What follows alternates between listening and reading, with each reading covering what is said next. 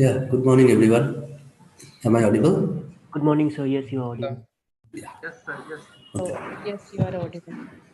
Okay. So, have you all received your quiz one result?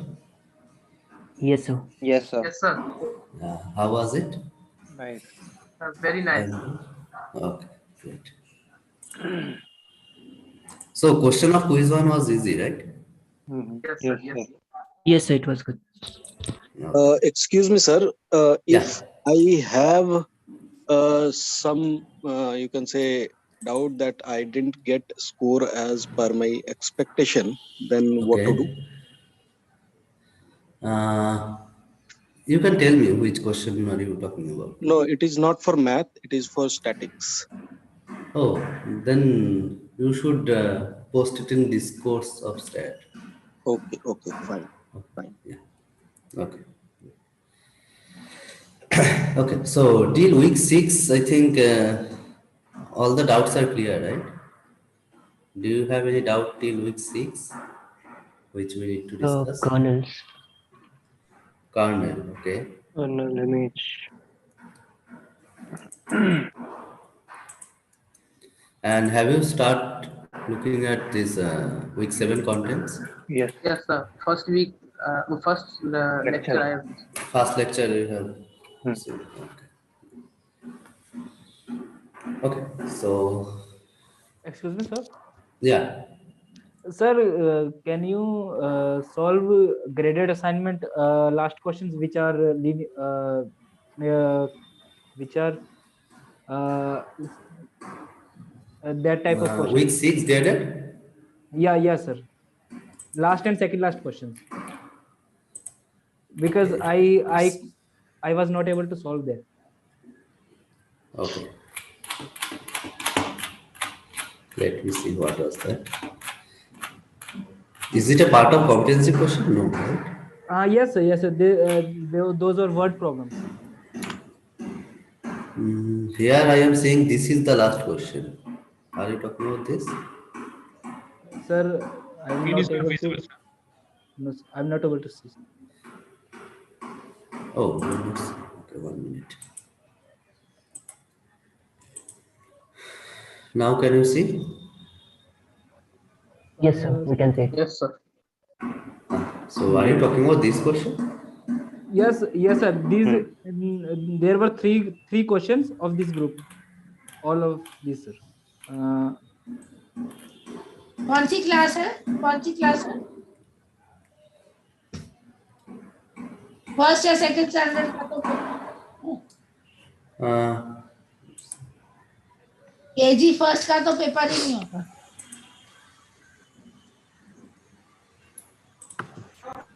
Yeah, so I mean these three questions are you talking about 9, 10 and 11?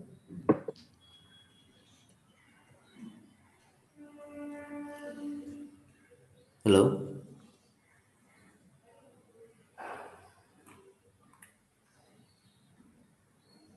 I'm audible, right? Yes, sir. Yes, week sir. six, You are. Yes, sir. graded assignment was quite lengthy, sir. I think a lot of questions are there and very big calculations are there. No. I don't think so.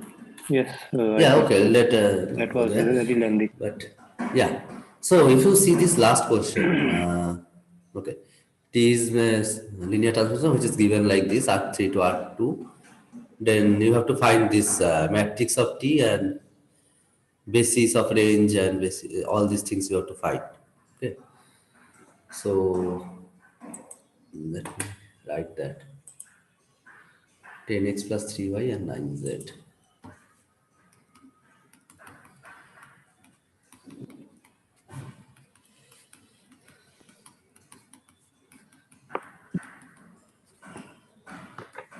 So, what's the question number, sir? Sorry, I just So I have taken this last question of this assignment which I am seeing. Data agreement 611. Okay. Okay. So to find the matrix of T basically is, suppose if we write this, I want to find this matrix such that I can write TV equal to AV, right? So basically T of some XYZ equal to this matrix and this. If I write this as column vector, this should be the case, right? So if we take the standard order basis, let's see what happened. T of 1, 0, 0. So standard order basis of R3 is n comma 1. 0. Ah, I mean, okay. Sir, do we always take standard basis? Nothing is no, mentioned. when that we you have to find take. such a, then we have to take standard order basis. Okay, If so we mention the matrix representation of T, then the basis should be mentioned, right? okay, okay. Otherwise, you have to take standard. Standard. This is the standard order basis of R3, and standard order basis of R2 is 1001. so 100 is basically 10 and 0 0. comma 0. So I can write it as 10 into 10 plus 0 into 01. So this is quite straightforward. Again, this. And then 0, 0, 09. 1. Ah.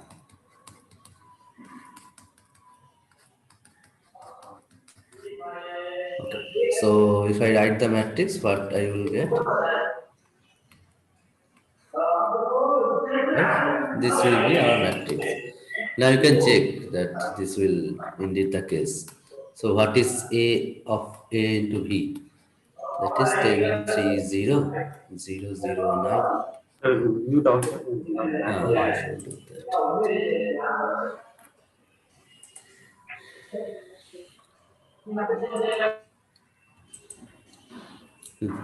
So now if I just multiply x, y, z, what I will get? The first one is 10x plus 3y. And the second row is 9z. So it is indeed what we are looking for. Okay. So this is the matrix. Sir, suppose we take a different basis, then the then matrix this will not property be the will same. not be No? satisfied. This property will not be satisfied. Ax That will- dxyz will not be equal to axyz. No? If you take Directly another it will basis. not be right. Exactly. Yes. Okay. Because that will give you a matrix representation of T. And then in this side, where you are taking this V from the domain, then that V should be written in terms of that basis which you have taken. Okay. Because here, when I am taking x, y, z, what does it mean? It means that x into 1, 0, 0, y into 0, 1, 0, and z into 0, 0, 1, right? That is your x, y, z.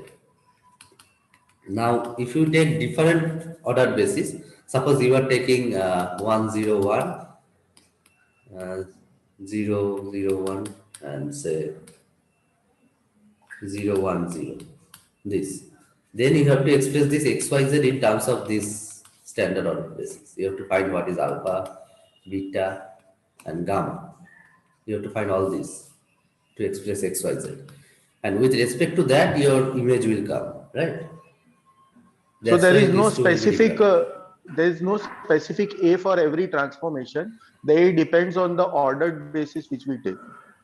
Yeah, that is the matrix representation. But when I am talking about just what is the matrix, this question, suppose the matrix of T. Matrix of T means I want to find that matrix A for which TV equal to AB. I mean T of XYZ equal to A into XYZ. So this is Okay. always for standard order basis. Okay. Okay. Now, when I am asking about matrix representation of T with respect to some standard order basis, some basis, not standard, then you have to do it differently. I mean, the process will be same, but that is not for standard order basis. In that case, the That is the basis will be given, right? Yeah, that in that case, basis will be given. Okay. Okay.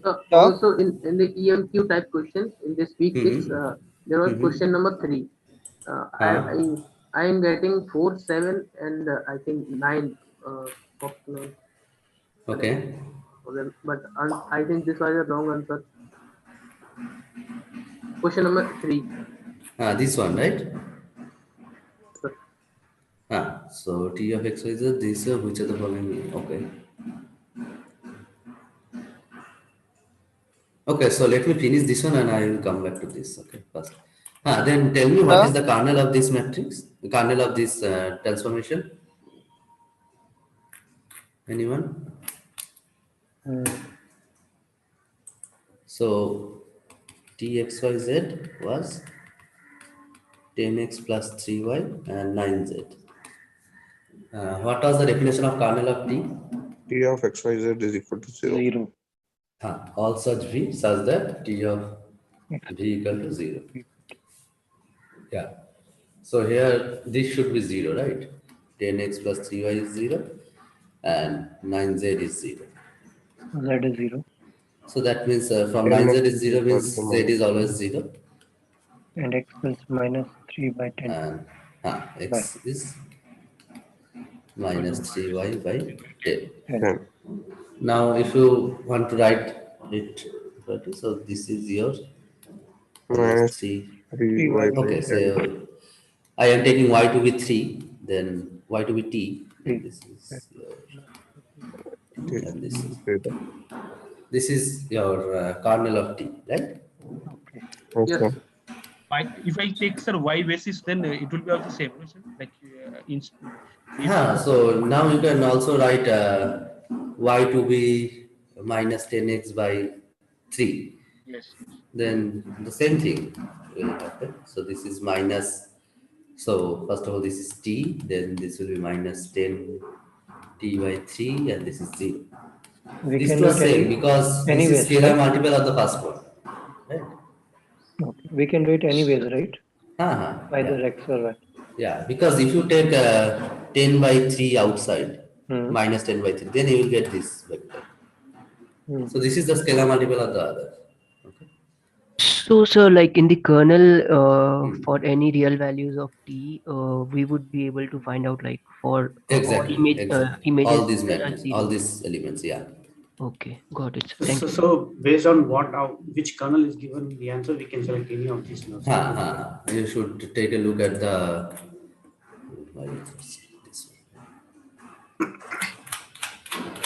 You can take a look at the options, then you can find it, which one you need. Okay. Okay. So suppose I am seeing this one here. My 1 minus 10 by 3 is 0.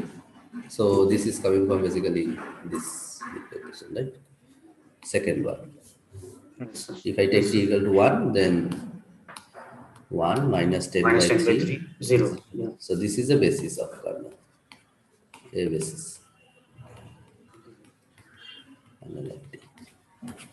Okay. Thank you. Okay, great. Sir, one more doubt, sir. Second one, sir. Second one. This basis of range. Range, yeah. So range I have not written yet. Okay, tell me. So what is the basis of range? So kernel part is clear, right? Yes, clear. Yes, sir. Okay. Okay. So now I have to find the basis for range. So what is its range? First of all, tell me. Range is R2. R2. So basically here I am saying the basis of kernel is, there is one element. So nullity is 1, right? And we know from rank nullity theorem, this is dimension of R3, here dimension of is R3. So it is 3. So rank must be 2. 2. So it is of dimension 2, and I am seeing that my codomain is also R2, which is of dimension 2. So it is an onto transformation. Okay. Now any basis for R2 will be a basis for this image, right? Is it okay? Is it clear? Because our image, what is our image? Image is basically R2, right? Okay. Is this part clear? Yes, sir. See, rank of T is 2 and our basis of codimension of T. So R2. This is also 2 because this is nothing but dimension of R2. Okay? Yes. So let me write like this. Yeah. In the same graded assignment, 10th one. So this is the image of T, which is nothing but R2. So basically, any basis of R2 will be the basis of this image of T. Okay. Yes, sir. Yes. Now, is this what is given in option 2, 10, 3 and 0, 9? Is it a basis of R2? Yes, sir. Yes, sir. Yes. It is, right? Yes, sir. Yes, sir. And furthermore, if you want a direct way from here, because this is quite explicit, so I have 10x plus 3y and 9z. So I want to write this type of element in terms of two bases. So I can write it like this: 10x plus say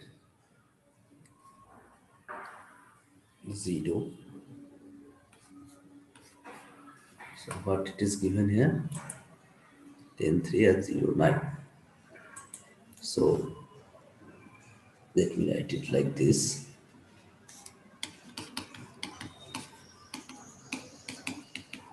So what I will get here?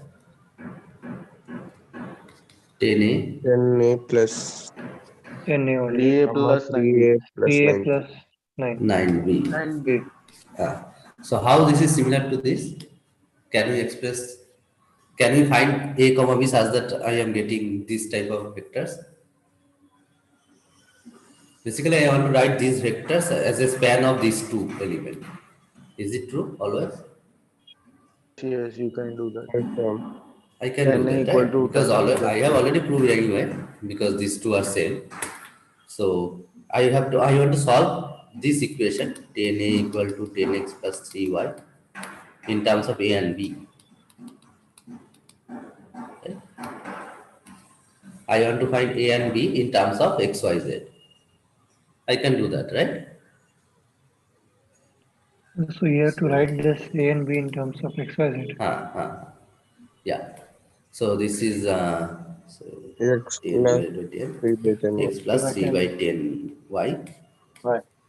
And if you now write 3a, 3a is 3x plus 9y by 10 plus 9b equal to 9z. So your 9b will be this, right? So your b will be z minus x by 3 minus y by 10. So basically, if I express this, so x plus 3 by 10 y into 10 comma 3 plus z minus x minus 3 by 10 0 comma 9. This is the image 10x plus 3y equal to dz. Okay, so image of T is in subset equal to span of 10, 3 and 0, 9. Is it clear? And these two are linearly independent, obviously. 10, 3 and 0, 9. Because if you calculate the determinant, you will get 90. So this is non-zero. So this is linearly independent. And it spans the image. That's why this is the basis of image. Is it clear? How you got that expressed in 3 by 10 by that step by how you got that? So this is the general vector in the image, right? For different x, y, z, I will get different vectors in the image. So I want to express this in terms of my linear combination of 10, 3 and 0, 9. Okay. So basically, I want to solve this equation. Correct? Till this step, it is okay? Yes, sir. I got all the steps right. And just can you scroll a bit? Yes, sir. This one x plus 3 by 10 y. That one. Fourth line from top. Yeah, this is the solution for A, no? This is A. Oh, okay, okay. You're this is substituting A and for this A. is B. Okay. Yeah. So okay, yeah. Can you explain from that line, sir? The This earlier is line. A and this is B. So A into 0, 3, 10, 3 and B into 0, 9. That is our vector this. because we have solved for A and B in terms of x, y, z. Yes, sir, you got A and B from that. This line, sir, 3x plus 9y by 10. That one alone. The third line from top. This one? Yes, sir. Third, yes. Yeah, so I have find A, then I have substituted A in this equation, the second one. Right? Okay, substituted and okay. Basically, I am solving A and B. Now, whatever way you can choose. Okay. So, I have chosen first, I have found A from this first equation, then I have substituted A in the second one and get B. Got B, okay. Okay. And can you explain the 10th one, sir? Same graded as So for this, finding the range, we always have to do this process. So that depend on different type of problem. So here it is quite direct. I mean, I really don't have to do all this calculation. Yeah. I am seeing the rank of T is 2. That means it is indeed a onto transformation. Right? So any basis of R2 will be a basis for image. Now you just only have to check which of the option you have a basis for R2. So this one, the second one is a basis of R2. Directly you can say. Okay. But I am just expressing this so that you can visualize what is going on actually. Okay? Okay. Yeah. So 10, right? Skew symmetric matrix of order 5.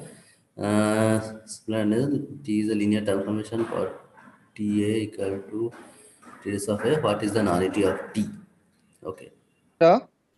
Yeah? So if we do not choose standard basis, then whatever matrix we get, is it possible to express T as a product of matrices so that it yields the transformation? Can you repeat your question again? If we do not choose standard basis to get the matrix representation of T, can we express T as a product of a few matrices? So have you seen the first lecture of week 7? Yes, sir. So you can have a matrix for a change of basis, right? Yes, sir. So basically those matrices which you are getting for different basis, by choosing different basis for domain and codomain, all these matrices are for equivalent matrix, right? Okay, yes, sir. Yes, sir. So that is the case basically. So suppose for beta 1 and beta 2, suppose I am taking T, V2, W. Here I have two different bases, beta 1 and beta 2. Okay. Here I have gamma 1 and gamma 2. Okay. Now I am taking a matrix representation for beta 1 and gamma 1. Right? So I am writing a matrix representation of T with respect to beta 1 and gamma 1. Suppose this is my matrix P and a different matrix beta 2 and gamma 2. Suppose this is Q. Then this P and Q are equivalent. So let me write A and B equal. Okay. So this A and B are equivalent. What does it mean? There exists some matrix P and Q such that B is P inverse A Q. This will be. Okay. This is the definition of equivalent matrix. Yes, sir. P sets PAQ, not inverse. B is equals to PAQ. PAQ. I mean, okay, that P inverse I am writing as P. P inverse is for that similar. I mean, this is also okay. This is also can be treated as definition. If you want PAQ, that's okay. Sir, I have a doubt. If we have two matrices, how to know that whether it is a similar or an equivalent matrix without knowing the basis? You have to check whether the conditions are satisfied or not. The definition is satisfied. The rank, sir. Rank if both are same. Calculate the rank of that matrices. If rank are not same, then you can say directly that those are not equivalent matrix or similar matrix. What are the conditions that we need to check for symmetry? No, if you want to check, okay. So first of all, what happens if they are equivalent and similar matrices? Suppose A and B are similar. Okay. So what is there? So B is P inverse A P, right? Yes. Inverse A P. So first of all, determinant of both sides are same, right?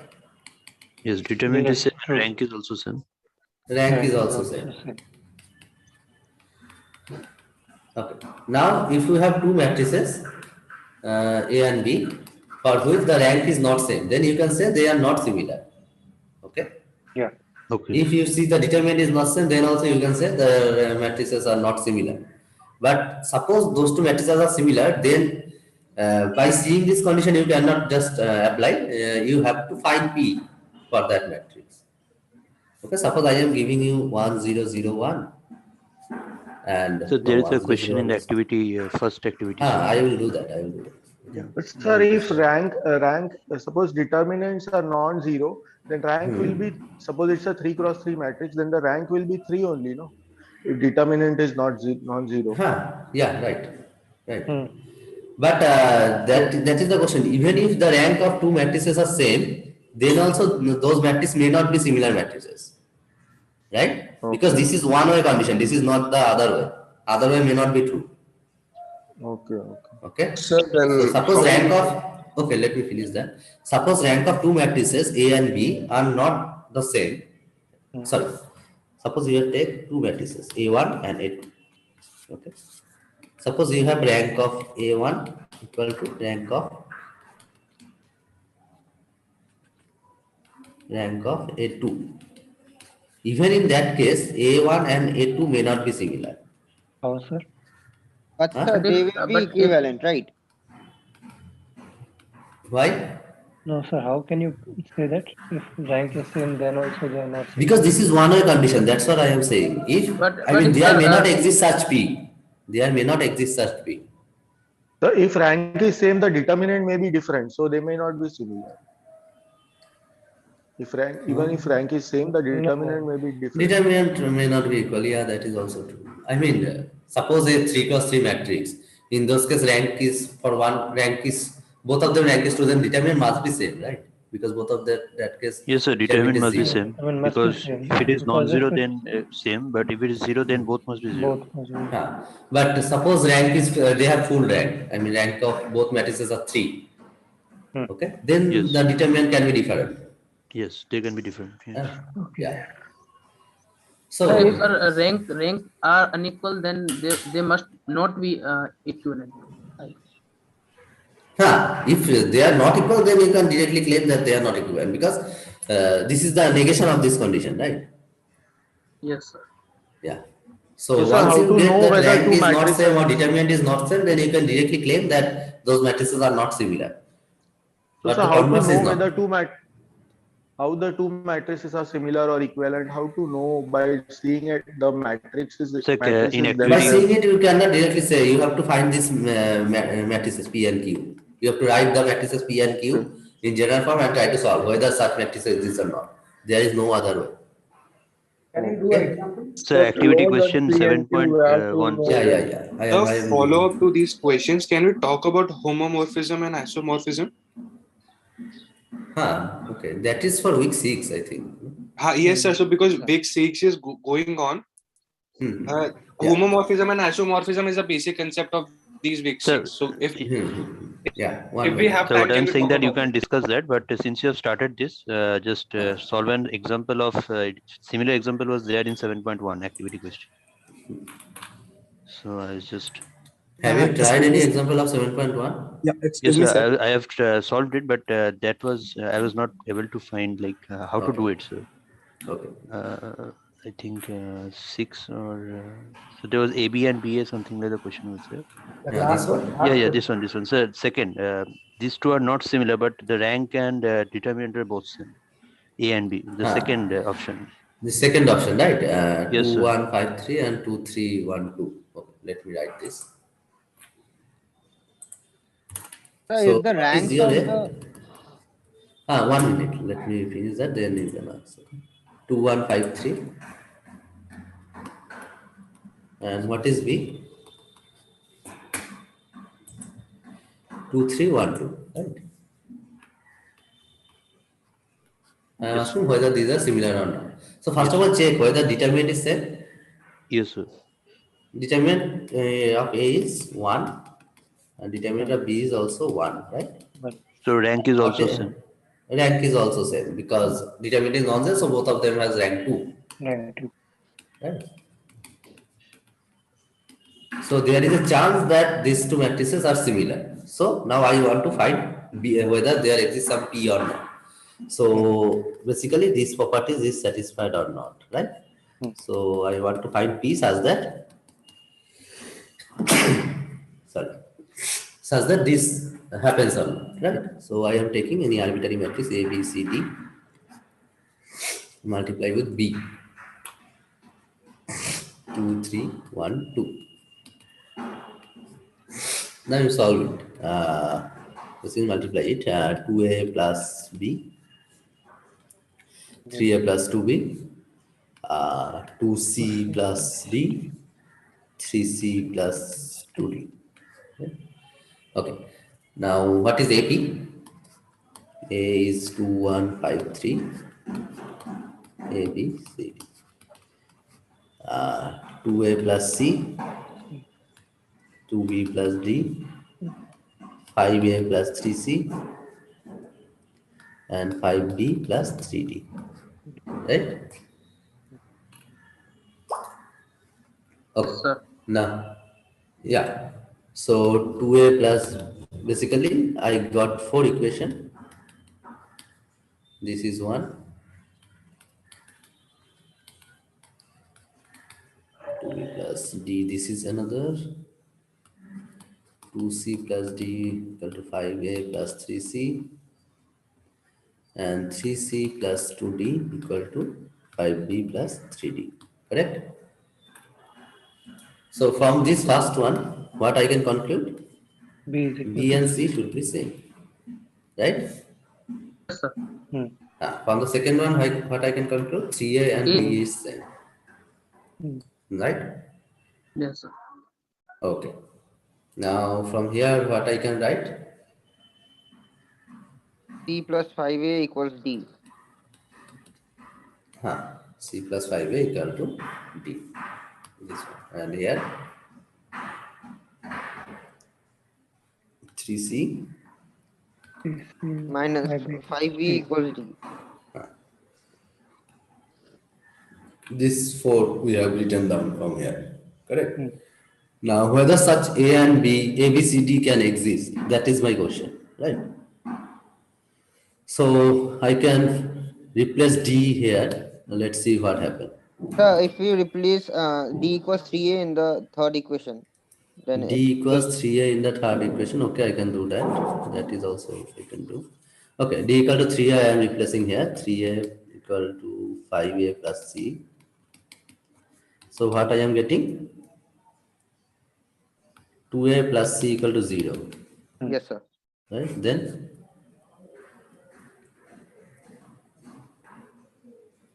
what you want to do? Let's replace C this equal one to here. minus 2A. 3B is 5B plus 3A. 5B plus 3A, right? And B are C and same, so I can replace this as 3B. C. 3C, 5 B and C, 5C. 3B. What is 3B? Okay, so here I am getting 3A plus 2C equal to 0. And then what is the value of A and C? I can calculate from here. A equals 0. A and C both are 0, right? Yes, sir. It will be an 0 matrix. Then it will not be invertible. Exactly. So A and C and 0 means B is also 0 because B and C are equal. So this is equal to B, and once B is 0, D is also 0 because C is. So all these are 0. So basically the only solution for this is 0 matrix. But 0 matrix is not invertible, right? Yes, sir. So this condition is not satisfied. So there does not exist any such P. Okay? Yes, sir. So this is not similar, even though the determinant and rank are same. That was what I was talking about here. So if there exists a P, then it will be unique. If you can find one P like that, then it is okay. Then these two matrices are similar. So you have taken P as ABCD. But there is a unique P, no? Or there can No, be P many may not be P's like unique. that. This P may not be unique. Okay, there are infinitely many. I mean, it may be unique, but it may not be also. Okay. So you are taking P as ABCD. So is it some way that we can means we can get this matrix P and Q? No, I have taken any arbitrary matrix. ABCD is the arbitrary matrix in 2 cross 2, right? Okay. So I am taking any arbitrary matrix from 2 cross 2 matrices, set of all 2 cross 2 matrices, and I am seeing whether any such matrix exists or not. So by solving this, I am saying that only 0 matrix will satisfy this condition. But 0 matrix is not invertible, so these two are not similar. That is the. In the lecture, professor has said that when he was explaining an example, and that there he took P and Q, and then he tried to express that P is P in terms of beta and Q So in that terms is of one way beta. to finding. So suppose you have given 2 equivalent matrices, and then you want to find what is your P and what is your Q. So that type of question is also there in activity, if you can see. So suppose this one. So it's 2, 3, 4.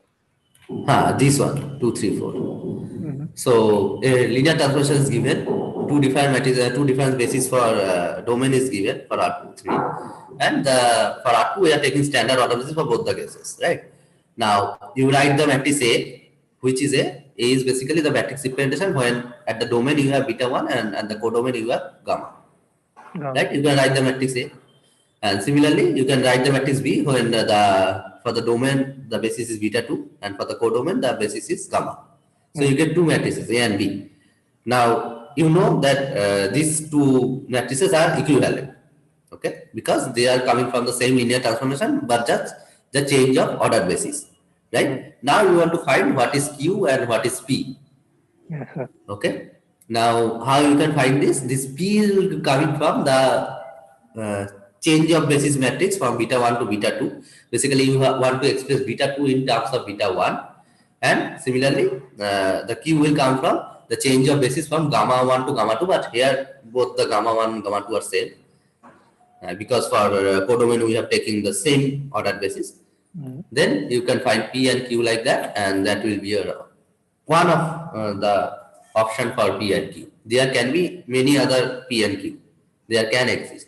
But this is one way to find P and Q.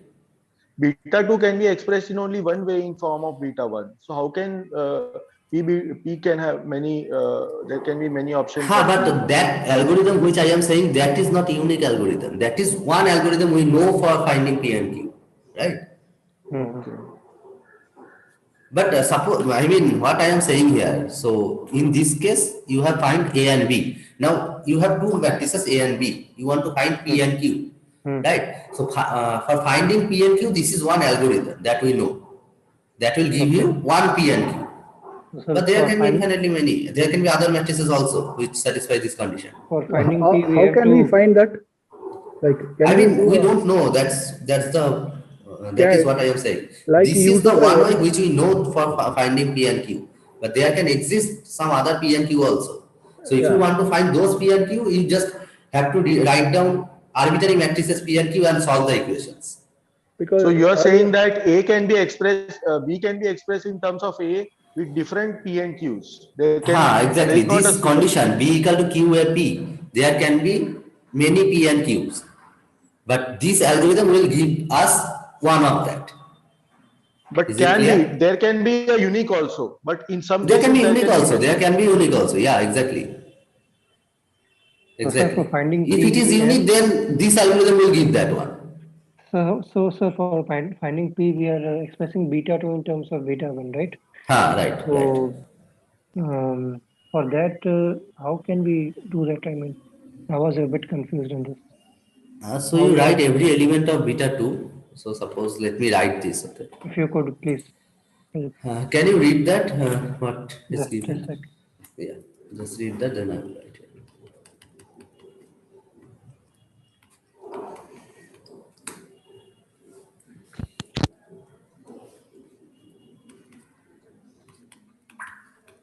What is T, X, Y, Z? X minus Y, comma Y plus Z. This one. Okay. What is beta 1? So standard ordered basis. Standard. Okay. What is beta 2? 1 0 1 0 1 1 1 1 0.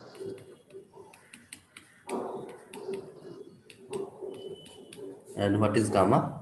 Standard ordered basis for R2. Great. So first of all, if I write for beta 1, so T of 1, 0, 0 is what I will get 1, 0. 0, 1, 0. What I will get? Minus 1, Minus 1, 1, 0, 0, 1. What I will get? 0, 1. 0, 1. Great. So the matrix A will be 1, 0, minus 1, 1, 0, 1. This is my matrix A, right? Yes. And what is B beta 2? Let me write it. 1, 0, 1. This is again 1, comma 0, I think. 0, 1, 1. What is this? Minus 1 and 2. 1, 1, 0. What is this? 0, 1. 1.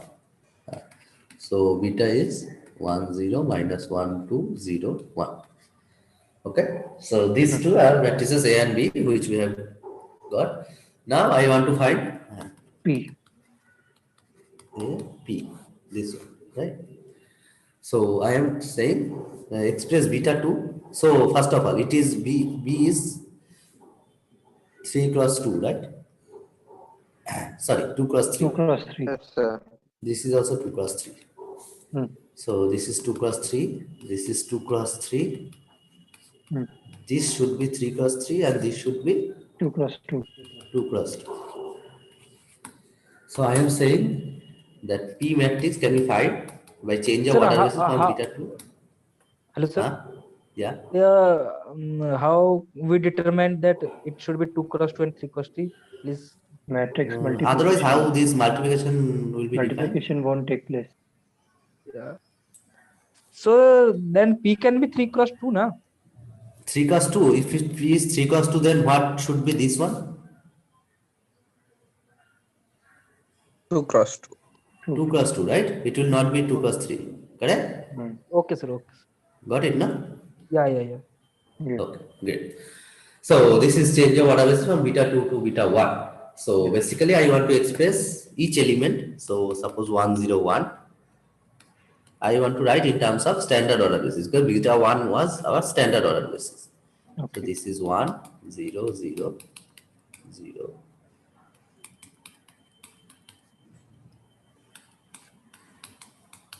Okay. The second one was 0, 1, 1. So this one. And the last one is 1, 1, 0. Sir, T101 should be 1, 1. Huh? T101 should be 1, Right. 1. Right. 1, 1. So it will be, this will be 1.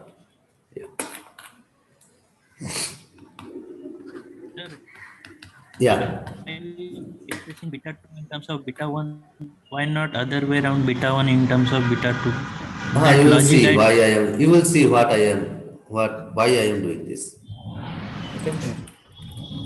Okay. So in my claim, this should be your P, right? This is what I am claiming. This write as column, this coefficient. Okay, so this is your P. And for Q also, what you have to do, suppose there are two in the codomain, gamma 1 and gamma 2, then express gamma 2 in terms of gamma 1. But here both of them are same, so Q is basically identity matrix. Right? Okay. Because both of them are same. Okay. So what you will get? You should get B. Suppose QAP. What is QAP? Q is identity matrix. So it is nothing but A into P. So let's see what is A and P. So A is 1, minus 1, 0. And 0, 1, 1. 0, 1, 1.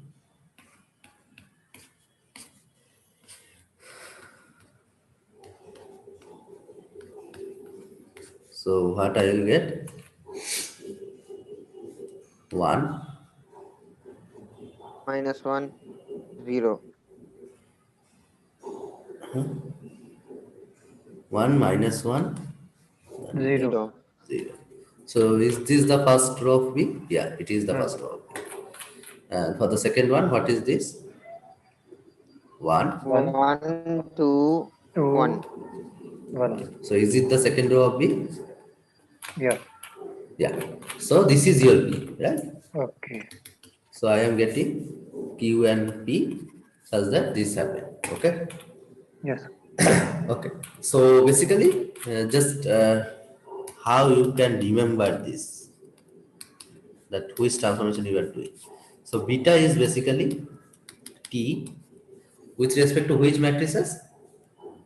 Beta 2 Beta and 2. gamma Beta 1 1. and Beta gamma 1 to No, B is beta 2. beta. B is for beta 2. Sure. And A is for Beta 1. beta 1. beta 1 gamma, right?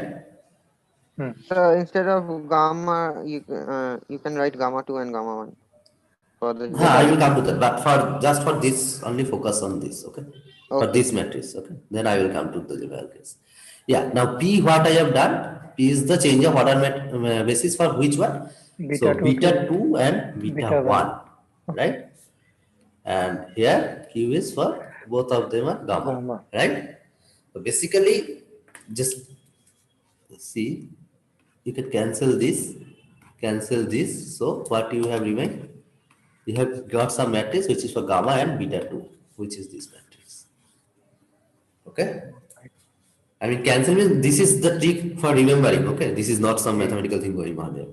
Okay. Okay? So basically here Q, now suppose instead of gamma on both the places, I have gamma 1 and gamma 2. Okay? So this matrix B, Q, A, P. Suppose B is for beta 2 and gamma 2. Okay? Now, what should be this? What should be this? And what should be this? So, T is for beta 1 and gamma 1. Okay? Now, this is the change of matrices. There should be beta 2 because at the end I should have beta 2 here and beta 1 here. So, I want to express beta 1 in terms of beta 2 in terms of beta 1. And what about Q? This is Gamma 2, gamma 1. Gamma 2, gamma 1. That means I have to express gamma 2 in terms of gamma 1. So it would be opposite. Gamma It should 2 be in the opposite. upward. Sorry. Gamma 1 in terms of gamma 2. So I have to express gamma 1 in terms of gamma 2. That is what I have to do here. Okay? So remember this. Sir, can we say that if we do not do like that, then there will be some cases where matrix multiplication not possible? But the matrix multiplication also depend on this beta 1 and gamma 1, no? Basis. What basis you are taking there? Matrix multiplication only depend on the order of the matrix. Right? Okay, sir. If you express, see in this case Q, if you express gamma 1 in terms of gamma 2, someone has already asked me that, then this order will different, but the order of the matrix will be same. Then also matrix multiplication is possible, right? But you will not find B in that case. Okay? So you have to keep track which one you are talking about. Okay, sir.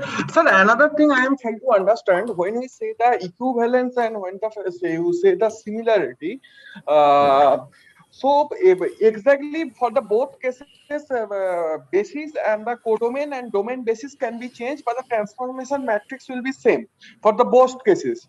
And but for the similarity, vector space will remain same. Is that the only for both sides, the vector space should be same. I mean, it should be like R3 to R3 or R2 to R2.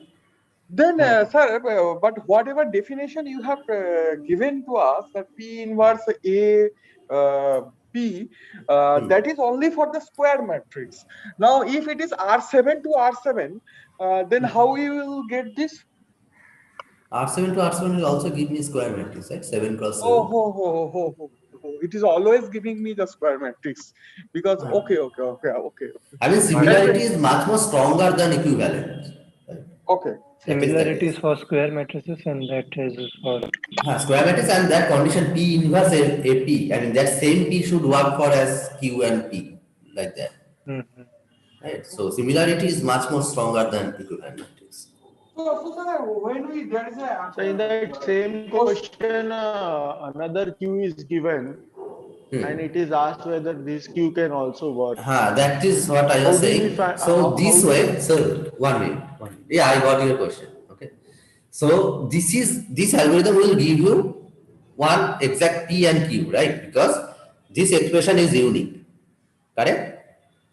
When I am writing beta 2 in terms of beta 1, the matrix P which I am getting and the matrix Q which I am getting, these two are unique in this algorithm, right? So this will give me a unique P and Q. But there can be many more P and Q which satisfy this property, correct? That we cannot find by this algorithm. Okay, till this portion it is clear? Okay. Yeah? Right. Okay. So Now if suppose you we want to have. find... Okay. Yeah. Okay, sir. Go on. So So now new okay, Q let is me given see. here. In that question, a new Q is given. In that same question. Yeah, The above exactly. one, sir. Yes, yes, yes. This one, right? Question number 4. Yes, yes, yes, yes, sir. Yes, sir. Yes, sir. So we have to find the P corresponding to this Q. Exactly. So I am saying this. What is your B? B, what we got here? 1 minus 1 0. Okay. 1 minus 1 0 1 2 1. And this was our B. And what was our A? A was 1 minus 1 0 0 1 1. Okay. Now another Q is given. So this, what was the Q which is given? 0 1 1 0. Okay, let me write that. This is your A. Now there can be defined P. Okay, can we find it or not? Let's see. So this is 0 1 1. This is 1 minus 1 0. Correct? Yeah. So what it is doing, it is basically interchanging these two rows. You can see, right? The second row is coming above and the first row is coming at the second position. Okay, now I am taking any arbitrary matrix P. Is there exist any P? Let's see. So this is D plus G, the first one. Then E plus H and F plus I. A minus D, B minus E, C minus F. This is the matrix which I am getting. Now what are the equation? D plus G is 1, E plus H is minus 1, F plus I is 0. A minus D is 1, B minus E is 2, and C minus F is 1. Can there exist such matrix? Can we find ABC like this? To solve the equations, then only you can. Then only you can write. But so this is the only way to find P and Qs. Like there is no way in which we can find a P and Qs for no, this is one way which we have already seen for finding P and Q. Yes. Right?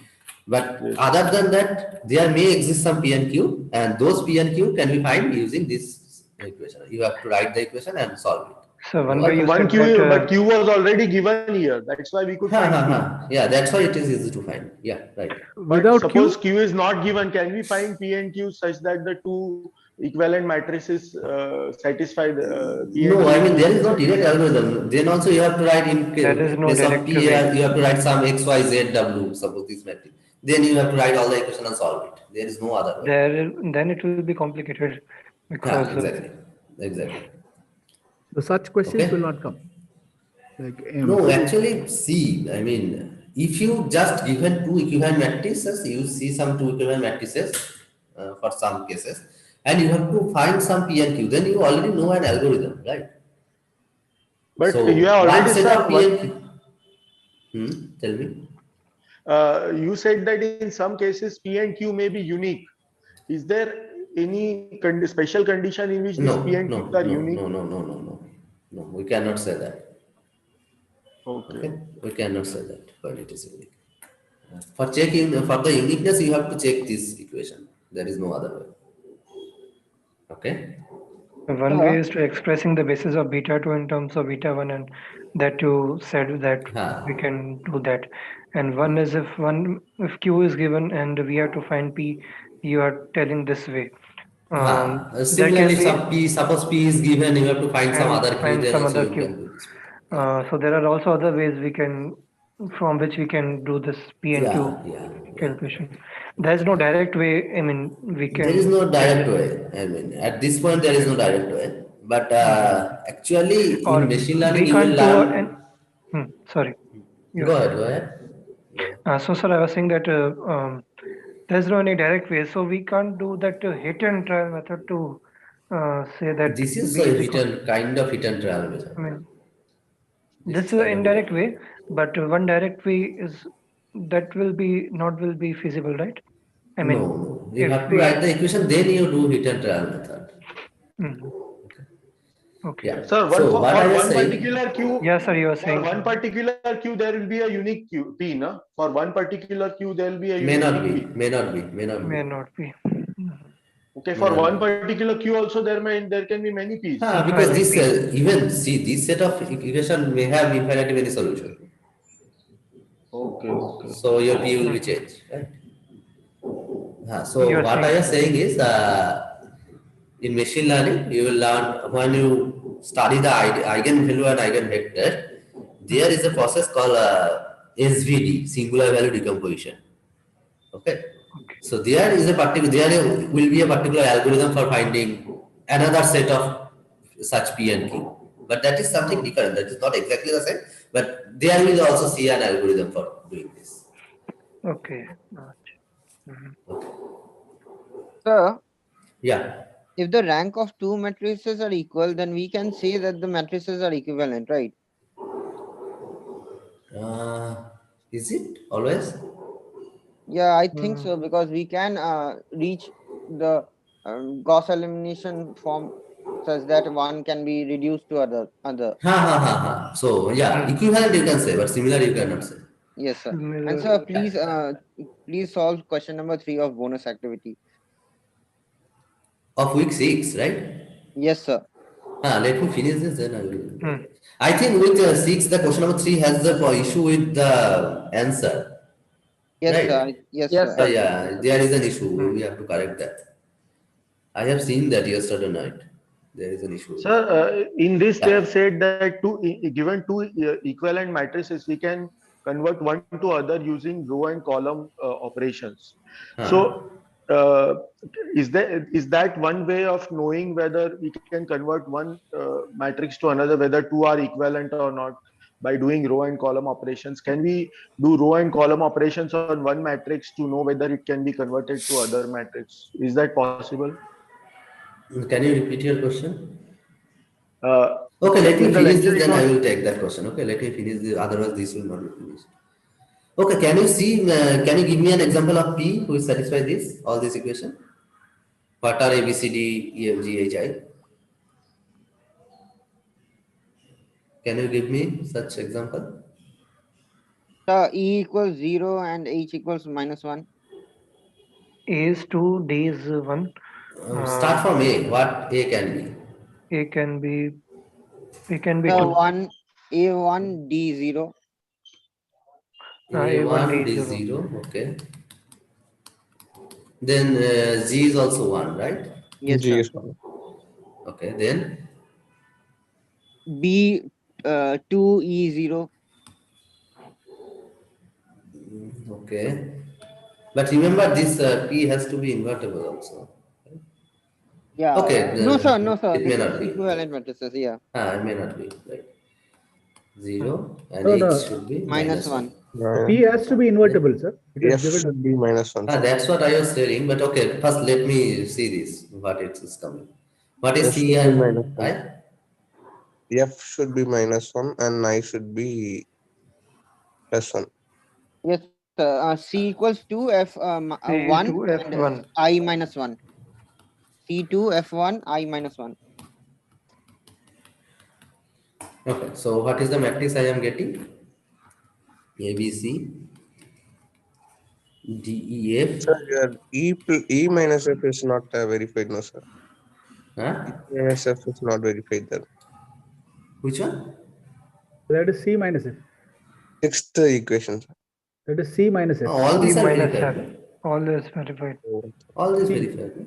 This Not is E. C. That is C minus F, not E minus F. This is verified. 2 minus 1. Hmm. Okay. Yes. Yes, sir. This is the matrix which I am getting, right? Hmm. What is the determinant? Is the determinant 0? No, sir. No, sir. Determinant is not 0, right? So this can be a candidate for phi. Hmm. Right? And you can see that there can be many other candidates, right? Yeah. It So is clear, no? even if it had been 0, that wouldn't have been a problem, right? No, P and Q should be Should not invertible. be 0. So why? Then it will be. I mean, it is the definition of equivalent matrix that P and Q should be invertible. Hmm. Yes, it should be invertible, na? It should be invertible. Then only we can do So, the okay, sir. matrix Then determinant. multiplication. Yeah. Sir, there is one more statement saying that two invertible matrices are equivalent.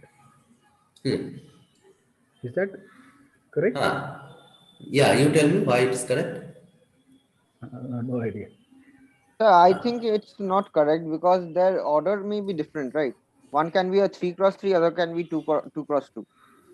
But invertible equivalent matrices may have different orders, no? Because, It sir, is both of the equivalent. matrices can be reduced to identity both of matrix Oh, by the- sorry. row Yeah. operation. Which question are you talking about? Question number 6. 7.17. 7. This one, right? Yes, sir. So Okay. both of them can be converted to identity matrix by row operations. So that But is their why. order may be different. So in that case, any matrix which is invertible will become. First of all, equivalent. tell me what is the definition of equivalent matrix? What you are taking? So, Who is saying that this is true? Yes, sir. So basically, we were given the definition that if No, Pritam, what you have said is right. I am asking other. Okay, sir. Yeah. Someone is saying that this may be true, right? Yeah, the answer is given as true. Okay. For this activity. This one, right? Yeah, first one is given First as option true. is true. Okay. So, what is the definition of equivalent matrix? First, tell me that. A is equal to. So A equals to Q. B equals to QAP. B equals to QAP, where Q and P are both invertible. Yeah. So, two matrices, and what about their order? Their order may be? M Okay, cross may be N. different. M cross N. M cross N. Okay. Hmm. Now, B should be QAP, right? Yes. This condition. Now, Pritam, are you there? Pritam? Yes, sir. Yes. Now, what you are saying? Why it should I am not be saying true? that A and B can. Yes, sir. A and B can be of different order, even if invertible. One can be a 2x2, other can be. No, both are same M cross N. Both of And them in this should case, be because Yeah, they are that is the invertible, M and definition, N are but same. not the option. The option says So what he is two saying is that invertible it's matrices true. are Actually. equivalent. So Two invertible matrices. So like it can be 2 cross 2, one can be 3 cross 3. So you are saying suppose B is a 2 cross 2 matrix and A is some 3 cross 3 matrix, right? You are saying like It this. is not possible. Why it is not possible? So then rank of B is 2 and rank of A is 3. Sir, it can be possible because of the Q and P can be that type of matrices that reduce So the how? A into B. No, if both A and B are invertible, what is rank of B? 2. 2. And what is rank of A? 3. 3. So they cannot be equivalent, right? In that case? Oh, Yes. Yes. Is that if order is different, then the matrix cannot be equivalent. That is the basic case. If the, I mean, for both sides we have to check same similar matrix. Then we can compare for the equivalent, right? Okay.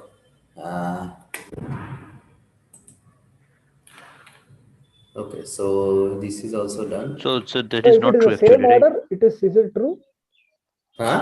If it is the same order, now that equivalent.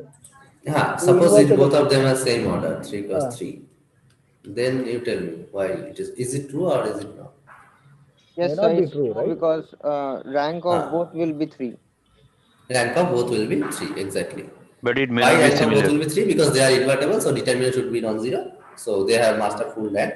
Now, whenever they have same rank, so basically you take, when you are doing row operation, you are multiplying with some matrices, right, on both the sides.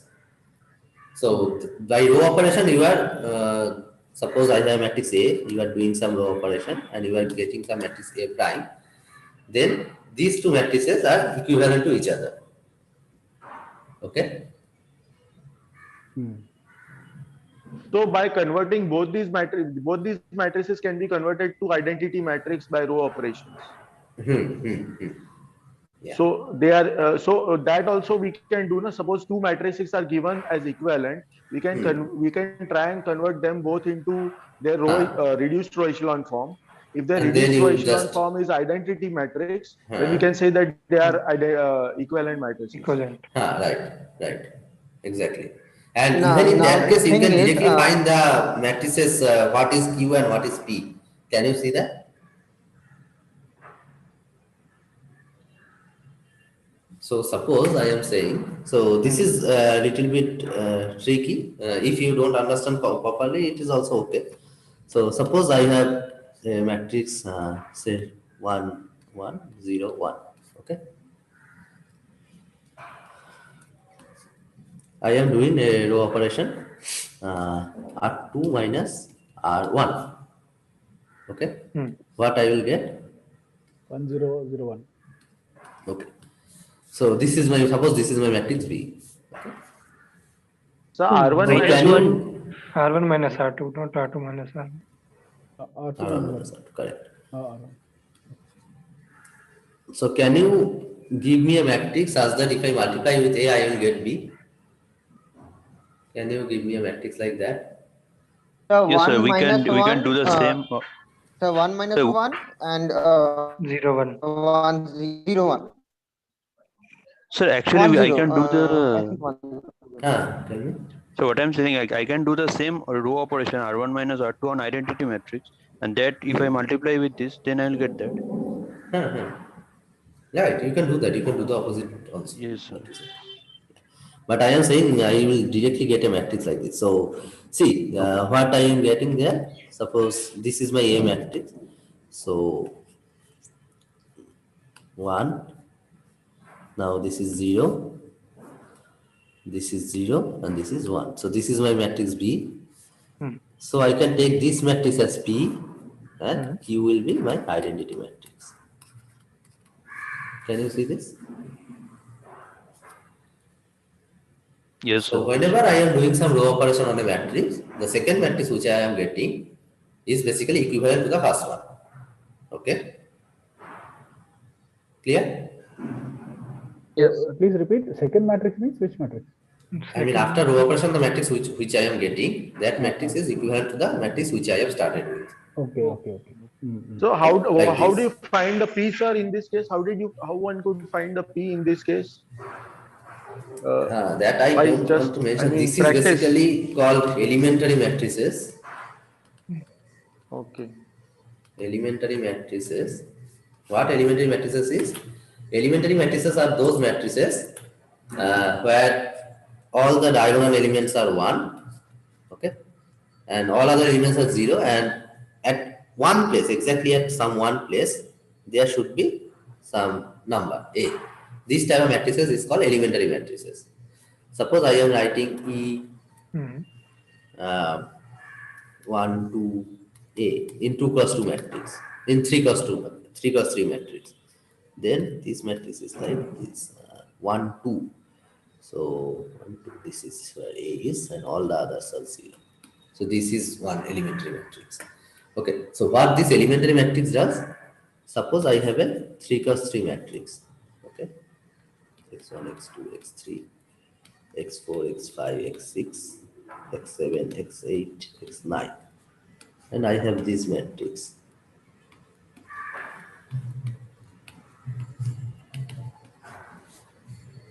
So what it will happen? So the first one is x1, second one is ax1 plus x2, right?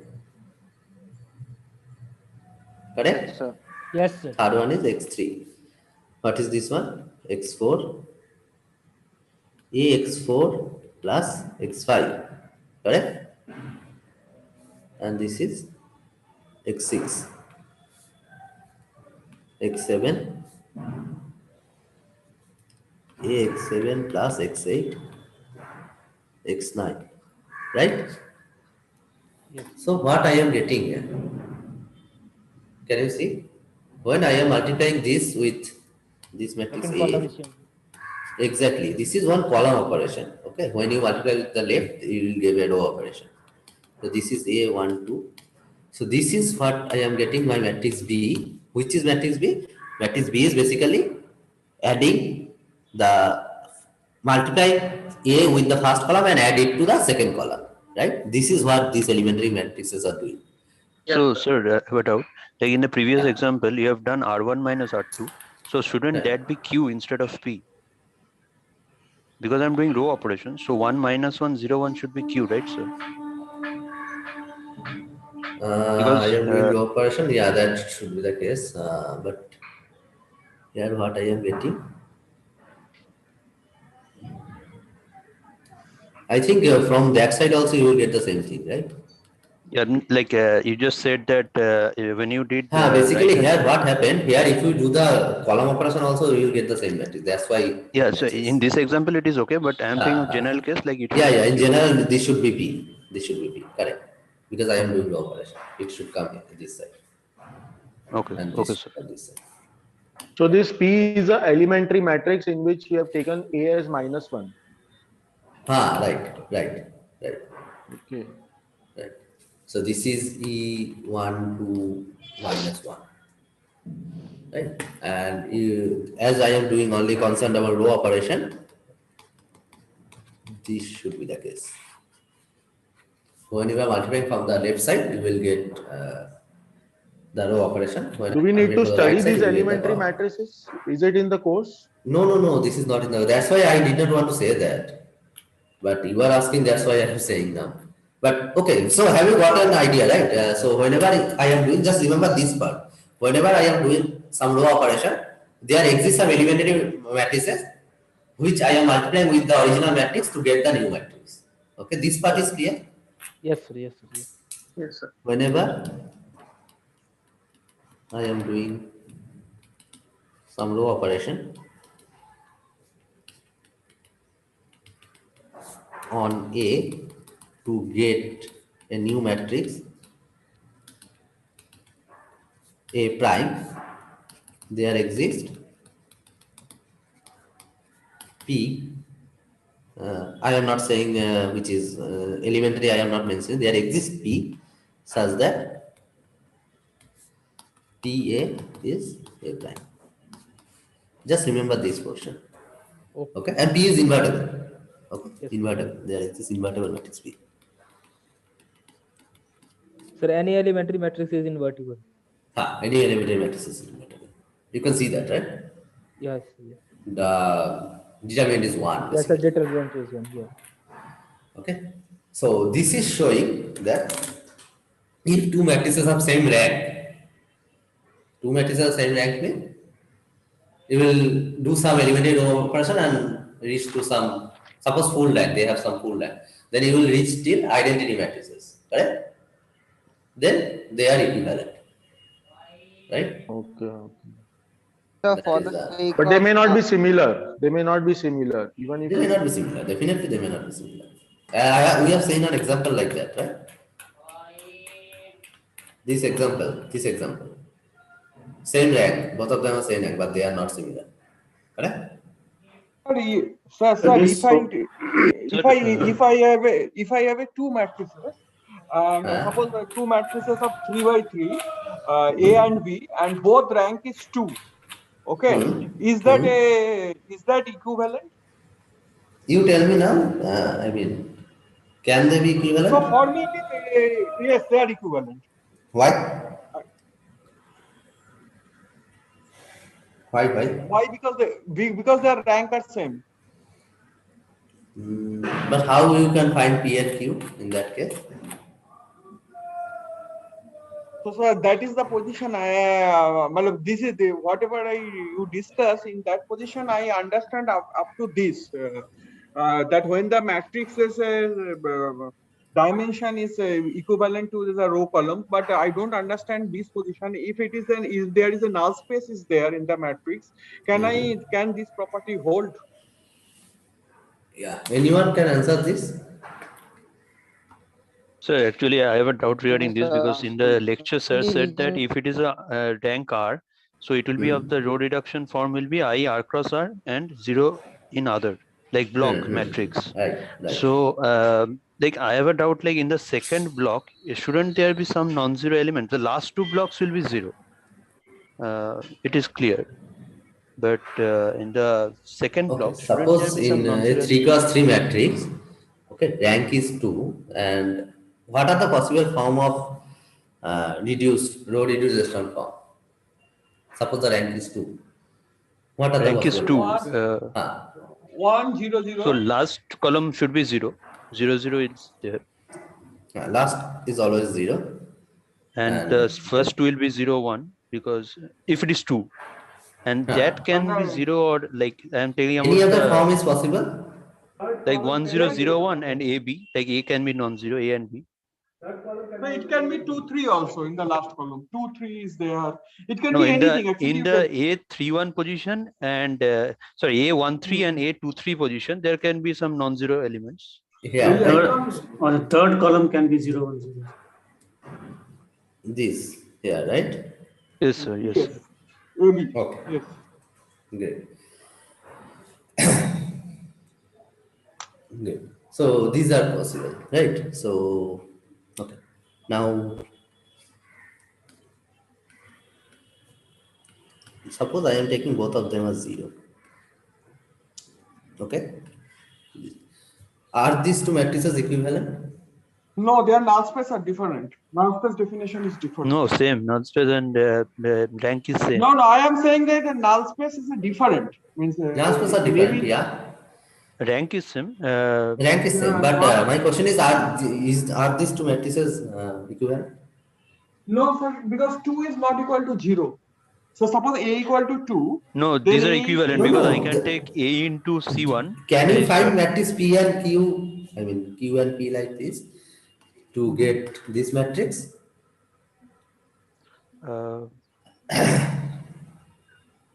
Yes, sir, because I have to do 2 column operations. No, I can't sir find because their determinant will be 0. You cannot find? So I can do Because 2 column operations. One is C1, A C1 minus C3 minus A C1. And then the thing that I will get is B minus A in the A2 3 position. Then I can get B minus, so it will be B. Then I can do B minus row column 2 in B into C2. Okay, so let me write this. 2 column operations actually. Suppose I am taking this matrix and I am writing 1 3, if 1 and 3. So if I multiply this, what I will get? 1. So 1 0 A. 1 0 A 0 0 1 0 and 0 0 0. Okay. Great. Now I am taking this matrix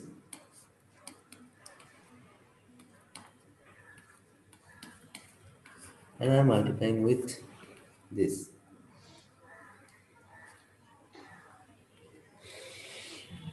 Three, 2, 3. Okay.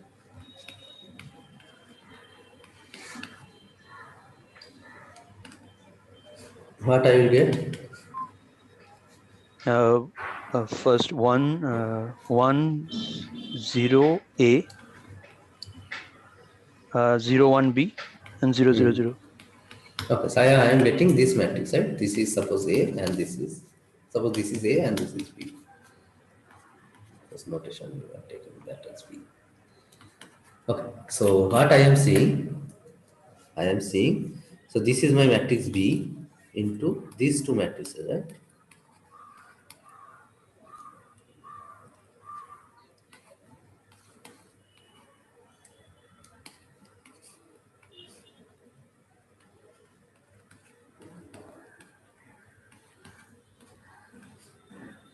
Okay, and I am getting my matrix A, correct? Yes, sir. And here you can take identity matrix, no issue. Yeah, Identity so matrix B. What is this matrix? If you multiply these two, what do you get? 1 0 A, 0 1 B, and 0 0 1. This is invertible matrix, right? Yes, sir. This Yes, matrix. sir. Okay. So this is my P.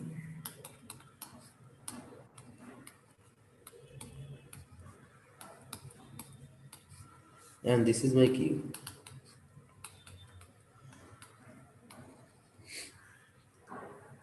Identity matrix, basically. Correct? So A and B are equivalent, right? Yes, sir. Got it? You got your answer?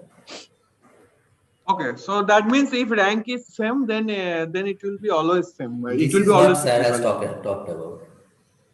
Right? Yes, This is sir has the taken the. explicit thing what Sir has taught in the lecture. Sir has not mentioned these two things. Okay. Because actually what I was saying, that elementary matrices, those are not quite in the syllabus because this is little bit tricky.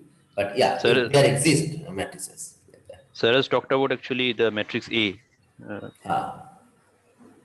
Yeah. So, sir, in a otherwise, in definition of null spaces doesn't make any role in the equivalence definition. No.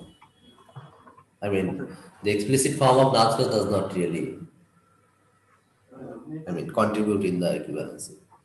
But sir, in the question, there is an option is there that if these both are equivalent, then A and B should be invertible. There is an option in the question. So, but in this case, both the matrix A and B is not invertible because their determinant is 0. Which question are you talking about? Can just No. So say so in this question there are two matrices are equivalent. No, there is an option is there. Yes, determinant of A or determinant of or it's there. Okay, means just 6. Question number 6 of 7. On. Yeah, sir. Okay. Now in this case, you just go through this activity question now. Okay. Now I think I have more or less explained everything of equivalent. Now if you go through those exercises, then I think it will be more clear for you. So in the question number 6, the OR, that means we have to check for 3 cases, like 1 0 and then both are non-zeros.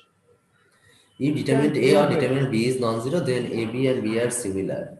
This can be proved. This can be proved directly. So how determinant I can understand, rank also I can understand, but like how to find P and basically if you go by the definition, you can prove it. You have to do a little bit of manipulation. Can you tell that, Pritam? Yes, sir. So basically, let's suppose, open your page. Yeah. So what I have to show, A, B and B are similar. This what we have asked. Given that one of them is invertible. Yeah. Not invertible. That determinant is non-zero. Yeah. That means that is invertible, right? Yes, sir. Yes. Yeah. Yes. Same. So let us suppose in the first case that. So it is saying it is similar, right? Yes. So what you are showing over here? So I want to find some P for which. So this is P inverse AB. P is BA. Okay. Right? Okay, sir. If I can show that, then we are done, right? Okay, okay. So suppose determinant of A is non-zero. Okay. Any one of them I can take as non-zero. Suppose determinant A is non-zero, then A is invertible, right? Yes, yes. Okay. Then A inverse exists. Yes, sir. Right? Okay. Now, if I take A inverse AB, A, what I am getting? BA. So, this is your P, this is your P inverse. Got it? Okay, okay. And this is straightforward, quite straightforward, right? Is it clear to everyone? Okay, sir. Yes, sir. Understood. Yeah, Understood. Now, suppose if B is invertible, then also you can write something like this, right? Suppose B is invertible. I mean, determinant B is non-zero, suppose. Then what is your choice of P? B, A, B, B inverse.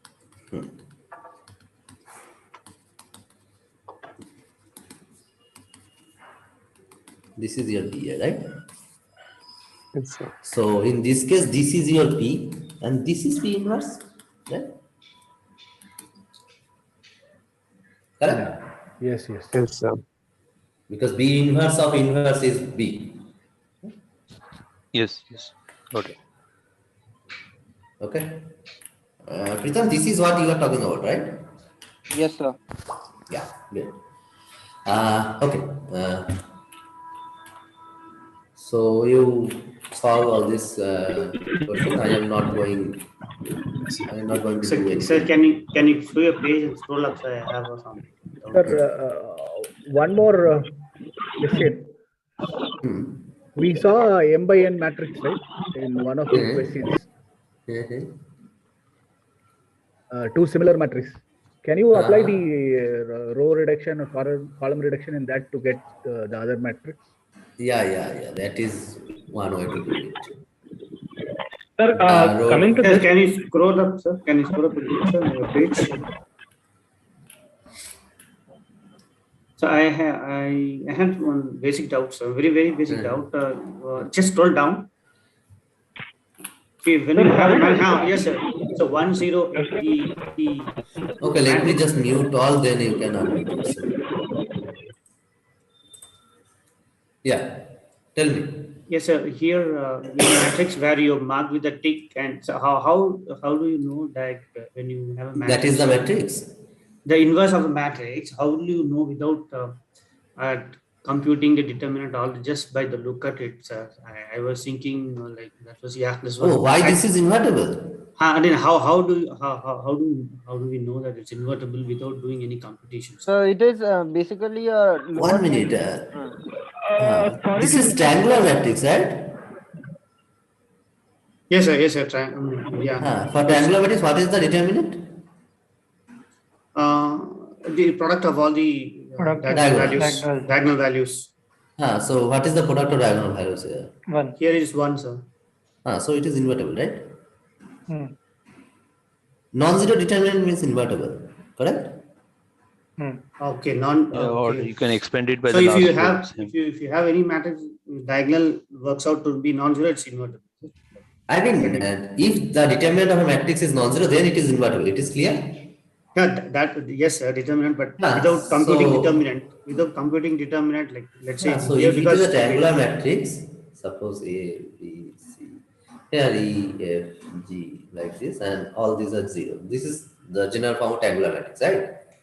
Now, if you want to explain with respect to this first column, what you will get? A into determinant of this matrix, correct? Yes, sir. And the other two are 0. Yes, sir. 0 into something, that will be 0, right? Yes, sir. So only this first thing will come. Then this is BC minus G into 0. So just product of the diagonal. Okay, got it? Yeah. Okay, so that's what I wanted to know is if you have a product, non-zero product of any matrix, it's invertible. Like, can we deduce that? That's what my. So if you have a triangular matrix, then determinant is the product of the diagonal. Okay. Right? And if the product of diagonal is non-zero, then determinant is non-zero because that is the determinant. Okay. Yes, sir. Yes, sir. Thank you. Okay, great. So activity 7.1 question 1. Yes, 7.1 I am not doing more. You did not solve it. I have solved many questions in 7.1. Yes, sir. So, Graded assignment. Sir, can I ask a question? Like question number 2, you formed two matrices. That two matrices, can you apply the row reduction or column reduction? I cannot hear anything now. It is very unclear. Sir, Yeah. excuse me, sir. Can One you minute. just explain? Question number 2. Sir, question Now number come 2. one by one. Sir, can I ask this question? Sir, Question graded number 2. assignment second one, sir. Question number 2. Okay, I will come to graded assignment. Sir, this just Graded assignment week 6. Yes, sir. Yeah, I will come to that. Sir, question number 2, you formed the two 7. matrices. The The two m by n matrix, two matrix you formed in the sheet. Can you arrive to each other by row or column operation? Can you just show that? Okay. Where was that? So basically the matrices were 1. This, right? Yes, sir. Yes, sir. Yeah. Yes. So what are you asking? How will you apply the these row? two are equivalent, that is clear, right? Yeah, it is told that from one matrix you can arrive at the other one by doing row or column operation. If you can do that, then the matrices are equivalent. That was I have said. Correct. So can we do this? Can you apply a row operation? But here you are asking the converse part of this. Do you understand that? Sorry. Right? Now, what it says is from A to B, we can apply row reduction or column reduction and arrive at B, correct? See, what I was saying that if I have two matrices A and B, if if I can arrive to B by doing row operation on A, then A and B are equivalent. Correct. Okay? So how to arrive? That is always true. Here, what I am saying, here what you are asking, I have two matrices which are equivalent. Can we arrive at B by doing row operations or not? No, you are saying from A to B, if we do row operation and then they are equivalent. Then they are equivalent. So now, which row operation we can do to check this? First of all, can you see that the two questions which I am saying and you are asking are different? No. Sorry. Okay. You said. See, what? 1 minute. If I am saying I have two matrices A and B, I can arrive at B by doing row operation on A, then A and B are equivalent. Correct. Right? Yes. So now, please. 1 minute. Let me finish. Now, what you are asking, I have two matrices A and B which are equivalent. No, I don't know whether it is equivalent. Now, there are two matrices. So I want to see if it can be arrived, then. So now can you tell me, can it be arrived from here? Can you do some row operation or column operation to arrive at this? That's what I could not. Can be arrived. How? Sir, first R2 plus R. Sir, the previous slide. We will apply R2 plus R3. R2 plus R2 plus R1. There is no R3. Oh, sorry. R2 plus R1, sir. I'm sorry. R2 plus R1. Then what you will get? Then it will become R2 plus R1. Yes, sir. Then what you will get? 1 minus 1, 0. 1, 0, 1. 1. Now, sir, C2 plus 2C1. 2C3. C2 plus 2C3. So 1. Sorry. So 1, 2. Okay, so this is my B, right? Yes. So who was asking this question? I was asking Mohan Raj. Yeah. Mohan Raj. So Mohan, can you see we can arrive at B, but not using only one operation. We have to use both row and column operation, right? Column operation. Right? Yeah, that is the case because this is not an elementary matrix. Mm-hmm. Can you see? So you see that what elementary matrix is, right? I have defined just earlier. So this is not exactly elementary row operation. So this is a mixture of row and column operation. Okay. Okay. Correct? Yes. We can arrive, but only by row operation or only by column operation we may not arrive. Okay? Okay. So just one clarification, But even in in case of similar matrix, suppose we have two similar matrices, then the P inverse and P which we have may not be unique. They might be different in case of two similar matrices, right? Yeah. So you cannot have, okay, just one that, thank you. But in earlier weeks, sir, we were told that we can't have column operations. We should stick to only row operations. So? But then how can we do column operations here? Is it permitted? I mean, there is no, okay. So when we are saying that you have to only use row operation to keep the track of which row are becoming 0 or not for finding rank and finding solution, in those cases, stick to only one operation. Okay. Now here he asks the question whether I can reach from A to B by using only row operation or not. I am saying by using only row operation, we cannot reach there. We need some column operation. Okay. Can you feel the difference? What? Yeah, understood. I am trying to say. Yeah. Okay. Great. Activity 7.1 question 1. Activity you will do no? So, is there a Which way one? to disprove option 2 other than coming up with a counter example? If a 3 cross 3 matrix A is similar to diagonal matrix of order 3, A must be diagonal matrix of order 3. No, you have to give a counter example. There is no Okay. So I'm sorry to So do we interrupt. have to check for example and try for first two option? For first two option, we have to give any example to see that. First one is quite clear, no? A is similar to identity matrix, then A must be identity matrix of order 3. So what does it mean? Suppose I have an identity matrix of order 3, right? And it is similar to some matrix A like this. So there exists some P such that this happen, right? So what is your A? You take P this side, P inverse this side. So this is P inverse. So this is identity. Okay? Okay. This can be proved directly. Okay. But for diagonal, it may not be the case, right? For diagonal, okay. I have a conceptual doubt. No, can I continue? We have been waiting for the past 10 minutes. Yeah. So there was a previous discussion around 10 minutes back regarding that, IAB, where you had, 3 columns and the third column, AB. Can you just, is it possible to briefly explain that once again? Like it was this one? This one you are talking about, right? Yes, correct. So basically what we are trying to see that, suppose there are two matrices, both of them are rank 2. Okay?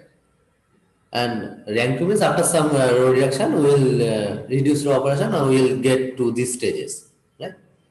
So my point was, suppose this is my matrix B, where in the third column I have some non-zero numbers, and I have matrix A where there is no non-zero number. This is the pure reduced to echelon form of order rank 2, where this in the third column I have 0. Okay. So my point was I can use A and do some row operation or some column operation rather, and I will get this, right? So what I am seeing, I am using A, this is my A. I am multiplying it with this matrix and this matrix so that I will get back to A. So in that case, this is 3 cross 3 identity matrix, this is B, and this is my P matrix which I have taken. If you multiply these 3, you will get A. So indeed A and B are equivalent to each other. Okay, that's what I have said. Oh, okay. So that the elementary matrix, whatever you have taken, is can be used to find Don't out. go into elementary matrix if you don't have a clear idea, okay? Because that is not the part in your syllabus. Okay. Okay, so what you should remember that if you do row and column operation or column operation, that is basically equivalent to doing multiplication with some matrices. Okay. Okay. Only remember this part. What I have written here, this one. Okay. By doing row operation or column operation means just multiplying your matrix with some matrices from the left or from the right. Okay. Okay. Got it? Yeah. Yes, sir. So I have some conceptual doubts. So in lecture 7.1, professor mentioned a linear transformation from R3 to R3, and then he said that beta has to be equal to gamma. What is beta? What is gamma? Beta is the basis of R3 the domain, and gamma is the basis for R3 the codomain. Okay. Yeah. So my question is, is it necessary for them to be equal? We can have different bases. I mean, just the statement you have said to me, Yes, there is no point why this to be equal. This should be sir. equal. There is no Okay, point of sir. that. But I don't know in what context are you talking about this. Yes, sir. Can So you be a basically, little bit more clear? Sir was given an example Of where what? after explaining equivalent matrices, he Okay. came with an example to prove that to illustrate that. So that was an example from R3 to R3. Then he said that beta has to be equal to gamma. So I checked No, I the. think he has taken beta. I mean, for both the parts, he have taken both the basis as the same basis. Yeah, so I checked the transcript as well. So there also it is. That may be a slip of tongue, maybe. Yeah, so that's Sir, what I think, sir, because he was discussing earlier about beta 1 and gamma 1. So in that case, he said that beta equals to gamma, like equals to beta, something like that. Yeah, that may be. No, okay, yeah. So yeah, like Pritham, like beta 1, gamma 1, and beta 2, gamma 2. I think that he misspelled like that. I think so. Yeah. So okay, and in 7.2, around timestamp 2250, he did some proof, but I didn't understand what was he trying to prove. Okay. I think this Sir, one. is it the V plus U, Pritham? Yeah, affine mapping. Yeah. Same problem. Yeah, so I will start affine now. But till equivalence matrix, everything is clear, right? Yes, sir. Yes, sir. Most of it. Most of it. We'll just go through one. Okay, someone was asking about week 6 graded. Then I will come to affine. Okay.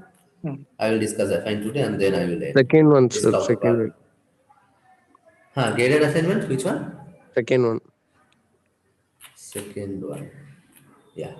Yeah, we don't have that that linear transformation equation, no, sir. Then how to go about this problem? I couldn't understand this. Mervin, the solution to this is there in discourse. Yeah, I saw that, but I couldn't. Okay. Pritham, I will explain this. Okay. So this is R3 to R3 with respect to basis beta 1 and the domain range. This is identity matrix. A denote the matrix representation of T with respect to standard order with R3. So here matrix representation is given as identity, right? So that is, so you know what linear transformation is, correct? Sir, can you see that? Understand. How, sir? Okay. So can you just tell me the basis beta and gamma in this case? 1 minute, so that I can write here. What was the basis? 1 minute, sir. I'm taking it.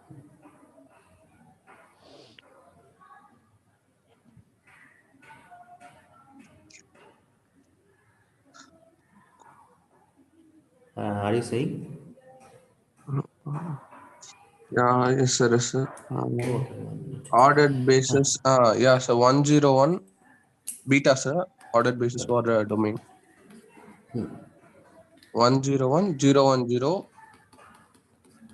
001. Okay.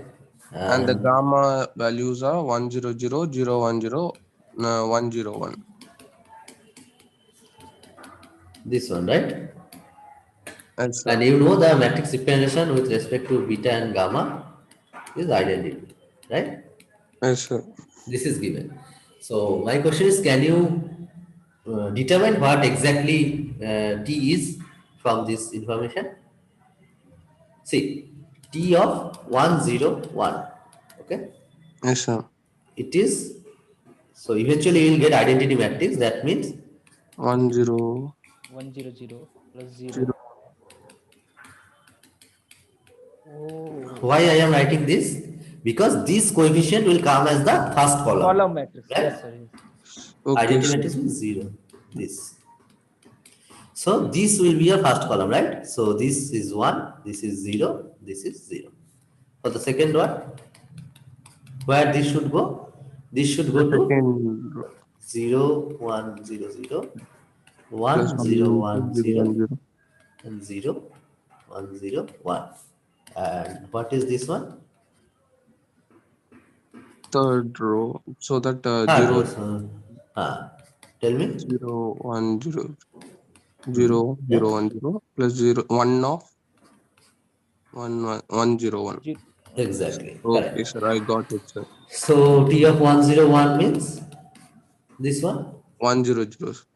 1, 0, 0. T of 0, 1, 0 means 0, 1, 0. 0, 1, 0. And T of 0, 0, 1 means 1 0 1. 1, 0, 1. Now, if I want to write what is T of x, y, z, what I should do? X of 1, 0, 0 plus y of No, 0, first 1, of all, I have to express this x, y, z in terms of these three elements, this order basis, okay, right? that order basis. Yes, sir. Yeah. So this A 1, 0, 1, B Plus 0, 1, 0. Let's see what this is, right? So yes, this is X, A. Y, Z, no, sir? I want to find what is A, B, and C. Okay. I want to express x, y, z in terms of these three elements. Yes, Correct? sir. Yes, sir. So this is A, B, and A plus C. and A plus C. Correct. So A is my x, B is my y, and C is z minus x. Yes, sir. Correct? Because A plus C is z, so C is z minus x. Correct? Yes, sir. Okay. So x, y, z is x 1, 0, 1, y 0, 1, 0, and plus z minus x 0, 0, 1. Correct? Till now this is clear? Yes, sir. Now what is T x, y, z? This x will come outside. T of 1, 0, 1 plus y into T of 0, 1, 0, and z minus x in T 0, 0, 1. Yeah. What is T101? T101 is 100. 100. So x into 100 y. T010, what is T010? 0, That is 010. 010. And what is T of 001? That is 101. So what is this? This is x 0, 0, 0, y 0, z minus x 0, z minus x. If you add these two, what will get? Z, comma y, comma z minus x. So this is your linear transformation. Correct? Yes, sir. Now whatever is asked, you can answer it from here. Okay, sir. Thank you, sir. Thank you. Clear, no? Yes, sir. Clear, sir. Good. Okay. So let's discuss a little bit of affine subspace and then I will end this session. So in earlier week also there was some point where we have seen what affine subspaces are. So first of all, tell me, someone just tell me what is the definition of affine subspace? What you have understood about affine subspace? We take the vector and then we move it, and then we can find the calculator. Right. So basically, so what are the possible subspaces of R2? Vector subspaces. The origin. Only 0, 0. Any line passing through origin. and R2 itself. The origin and the whole subspace R2. Okay. Okay. Now, affine subspace means suppose I have vector subspace U is a vector subspace of V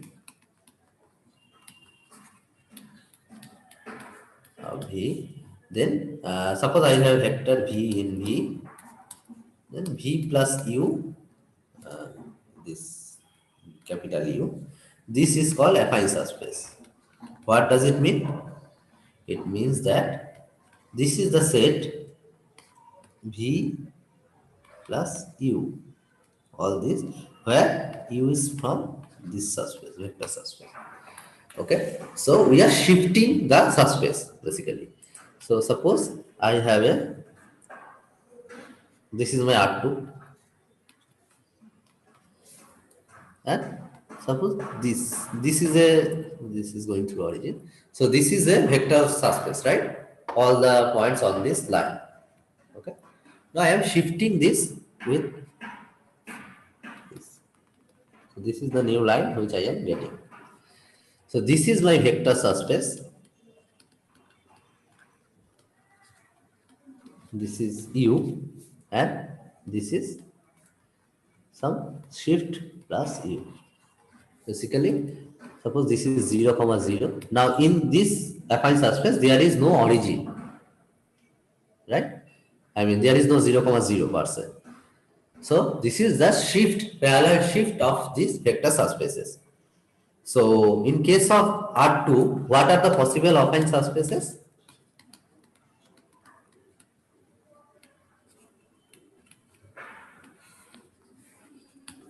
Point, any point, any point, yeah, any point, any line in R2 and R2 itself, right? First of all, observe that if this V is 0, this V is any point on V, right? If this vector is 0 vector itself, then I am getting back my U, right?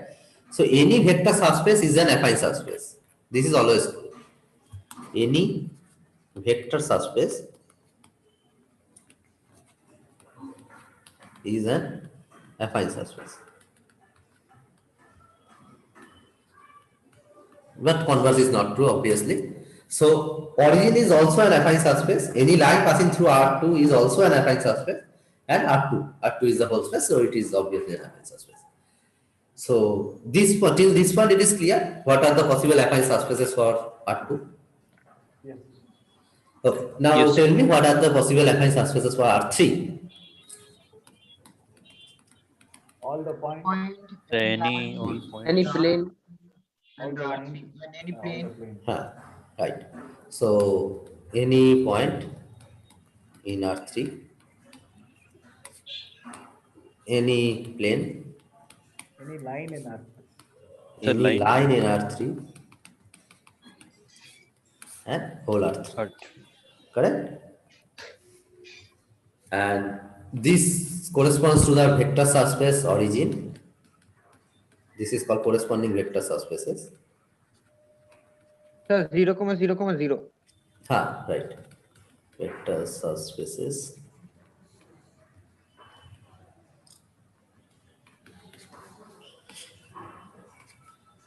What is this? This is any plane passing through origin, right? Yes. So these are the U's that you're talking about, right? Yeah, these are the corresponding vector subspaces. These are the U's. And this is any line passing through origin.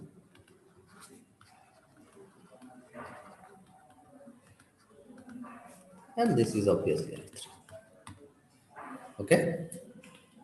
So at least definition of affine subspaces are clear, right? This you have already seen earlier. Now the point is there is something called affine mapping. Okay.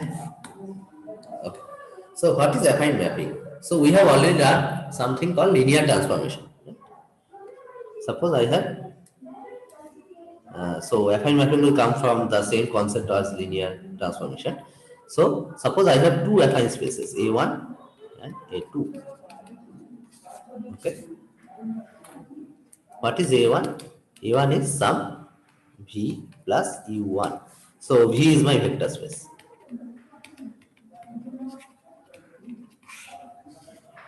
And U1 and U2 are vector subspaces corresponding to A1 and A2 respectively. Okay. What does it mean? This is V1 plus U2. A2 is V2 plus U2. Okay. Till this point it is clear? Yes, sir. Yes. Okay.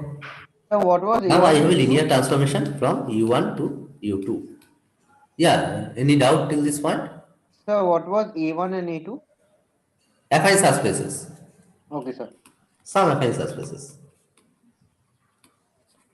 So affine subspaces, there should exist some V1 and V2 in V such that, and the corresponding vector subspaces are U1 and U2. So U1 is V1 plus U1 and A2 is V2 plus U2.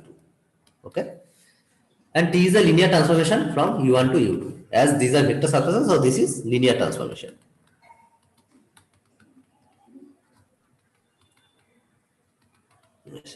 Okay. Sir, why do we use this affine mapping and affine subspaces? What are the application of this? Are you asking, right? Yes, yes, sir. Yeah. So I will come to that. Let me finish this one, then I will tell you. Okay. Okay. So I want to define a map from A1 to A2. So how it is defined? So this is basically a map F. So V1 plus sub U1, where this small U1 will belong to this capital U1, right? So this is one element of this A1, correct? So element of A1 will look like V1 plus U1, right? Where this U1 is coming from capital U1, correct? This is the set. So any element will look like this. This will go to this V1 will go to V2, and this I am writing as T of U1. So this is my affine mapping. This is how affine mapping is defined corresponding to a linear transformation T. Okay. So how this affine mapping is defined, at least this point is clear? Yes, yes. Yes, sir. Okay. Great. Okay.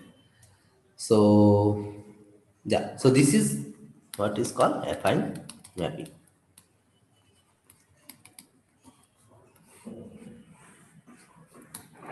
Okay. Till now, any doubt? Till now, do you have any doubt? No, sir. No, sir. Okay, great. Now, someone has already asked, okay, so let me do it from here.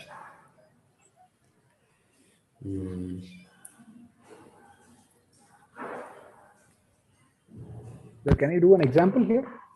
That's what I was thinking. So, okay. Sir, So, first of all, yeah. Sir, we understand the idea of linear transformation. Now, within that, what is the necessity for this concept of an affine mapping, like defining in a particular fashion, if V1 plus U1 is equal to V2 plus V1 and all? Yeah. It may have some use, but we do not know. Okay. It Yeah, is so I am something saying. to do with system of non-homogeneous equation. Exactly. So that is one application of it.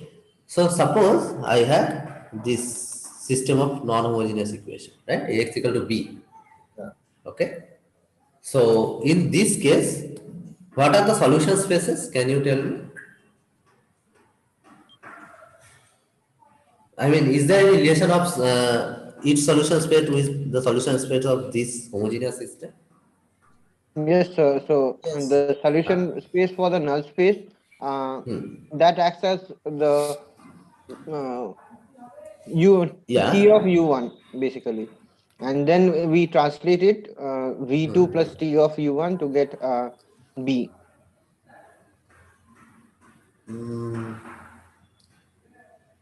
Is it? Okay, so what are the solution space for Ax equal to 0?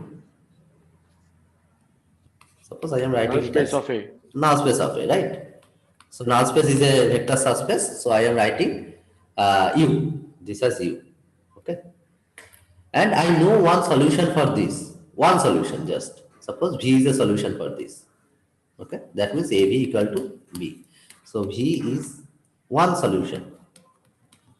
There can be only one solution. Yeah. No, I am saying suppose V is one solution. There can be many more. I have found out one. Somehow I have found out one solution for X equal to B. Okay. Then if I want to find the set of solutions, I mean solution space for X equal to B, solution space. So suppose I am taking V plus U. Will this be a solution space? Yes, sir. Why? So basically it is AV plus AX. So V plus U means what? So suppose I am taking some small vector from U. So A of V plus U means what? This is AV plus AU, correct? Now AU is 0 because U is coming from the null space, right? This capital U is null space. So this U is coming from the null space, so this is 0. And what is AV? AV is my B. So this is B plus 0, that means B, correct? So V plus U is a solution for Ax equal to B, correct? So all this element here will be a solution, and this is the complete solution space for Ax equal to B. Yes. Okay? So is this a vector subspace? Null space is a vector subspace, we know. So basically set of solution of homogeneous equation is a vector subspace. But is it a vector subspace? No, affine. Affine. No, right? We only can tell that this is an affine subspace. Okay. So indeed we have come across affine subspace earlier also. That is the solution space for non-homogeneous equation. Now, what is the use of this? So whenever you have some system of linear equation Ax equal to B, in some cases it may be very easy to find the null space of this matrix A, right? Even we have already seen that how to find it. So we can always easily find what is U. That means null space of A. Now, there is some possibility that you can find one solution. Suppose by bit and trial or something, you know one solution. Then if you know only one solution, you can get the whole solution space. That is the one application of this affine subspace. Okay. Whenever you know only one solution for Ax equal to B, then you will get the whole solution space. Is it clear? And this will be an affine subspace. Yes, sir. Okay. Thank you, sir. And in later weeks when we will start multivariable calculus, so that I think I have already told this earlier also. When you will calculate tangent space, I mean, in suppose R3 I am talking about, suppose there is a function like this, not this, like this. Okay, I am finding some tangent at this point. Then that will be a plane, right? Okay, so let me draw something meaningful here.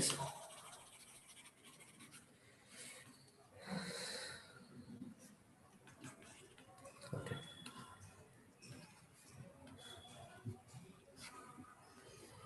Suppose I have a structure like this.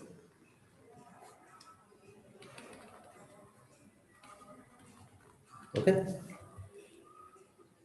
At this point, I am trying to find a tangent.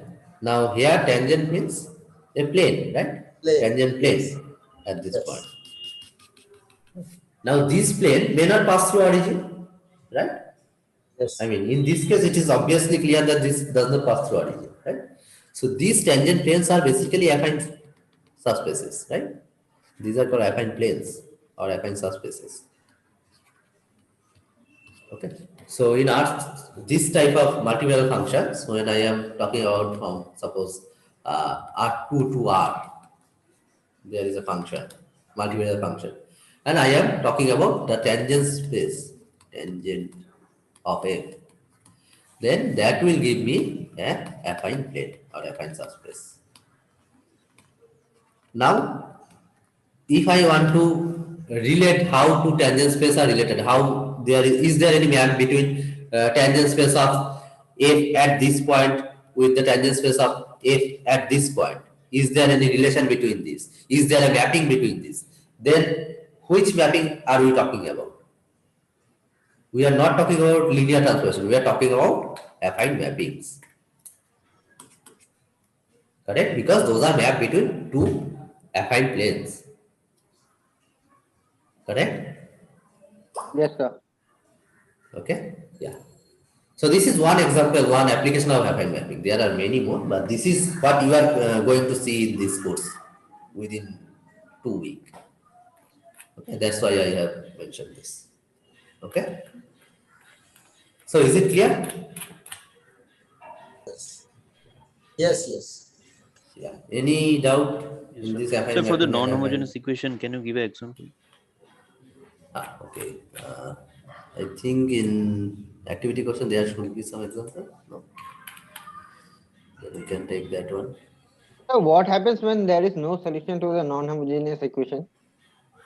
What happened? There is no solution to the non-homogeneous equation. You tell me what happened. Null space is there, but we can't find a V to form a linear, affine subspace. Then we cannot find that. There is no solution space. Solution space is null set. Then. Because there is no V. So this is true only when Ax equal to B has a solution. That you know. Yes, sir. That's what I have written here. When it has a unique solution, then also... No, this may not, when it has a solution. Yeah, when it has a unique solution, then what happens is we get only one V. And the null space is 0. Null space is 0. That is the point. So point. We get a point, yeah. Point is also an affine subspace, right? Yes, sir. We have seen that in case of R2 and R3 earlier. Point are there. Yes, sir. Right? Yeah.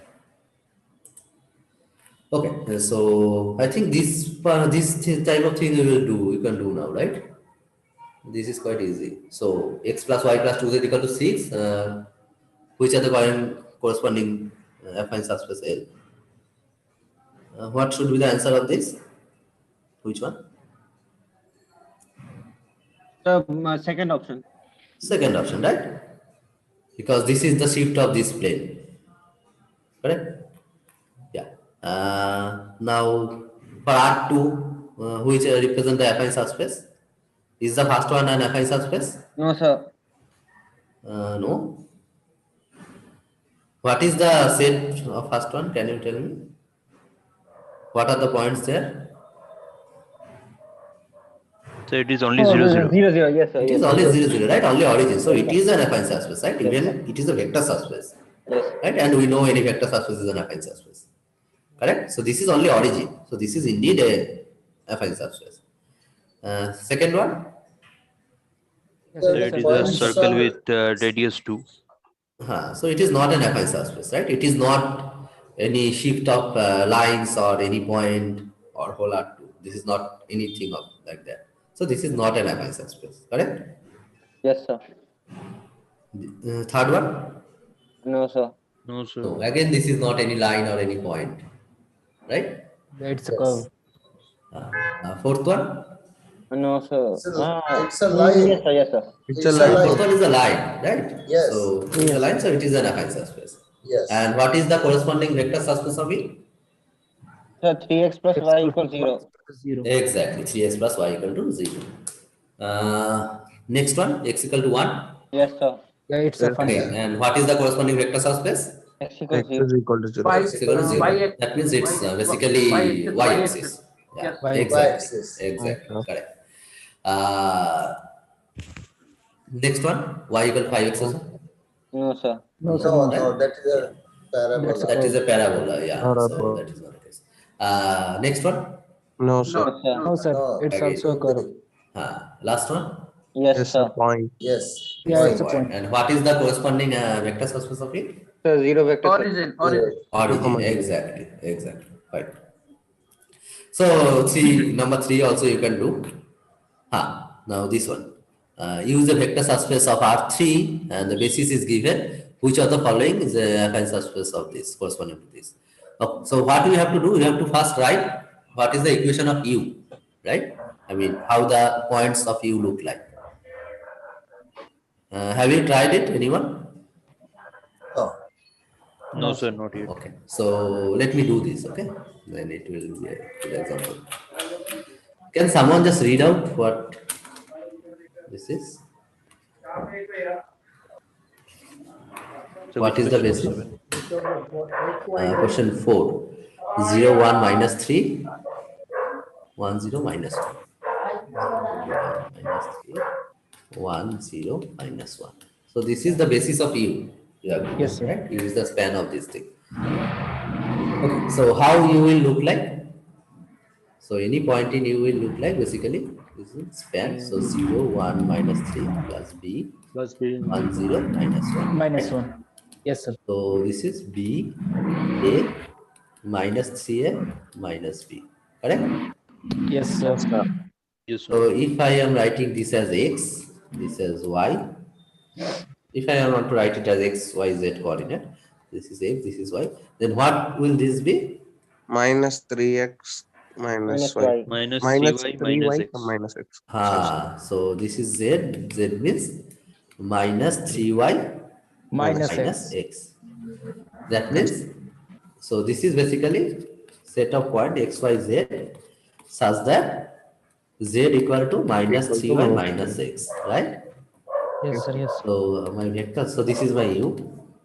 This is X, Y, Z such that X plus 3y plus Z equal to 0. This is the vector subspace, correct? Yes, sir. So you have to see now which of the option is coming from this vector subspace, right? So what is I am getting X plus 3y plus Z, X plus 3y plus Z. Third. Third and fourth, Third one. right? Third one is the vector subspace itself, and fourth one is the affine subspace. Affine subspace. Yes. So 3 and 4 will be the correct answer, right? Yes, sir. So just a small First question. also. Fast also, right? 3 exact plus 3. Fast also. So these three are the So correct. for the so for the fourth one, so if I am solving this non-homogeneous equation, so one solution is 1 2 1 for XYZ. So I can write 1 to 1 plus U as the general solution, right? Can I? I mean, this can I is not a represent? system. This is just one equation. This is not a system of linear equation. But okay, system of linear equation. Let me see whether this one maybe. See this one. So even the fourth one, when I am solving, it can have infinitely many solutions. Because I mean, what I am saying is this is one equation. No, I am just asking for the representation. If I have to represent general solution, can I write in that like if one solution is 1 to 1 for XYZ, so I am writing 1 to 1 plus the basis, the span of U that I get. Exactly. Right. Okay. Yeah. Okay. So basically, V was 1 to 1, right? Yeah, V was 1 to 1. Yeah. Yeah. So suppose this one. Okay. Question number 6.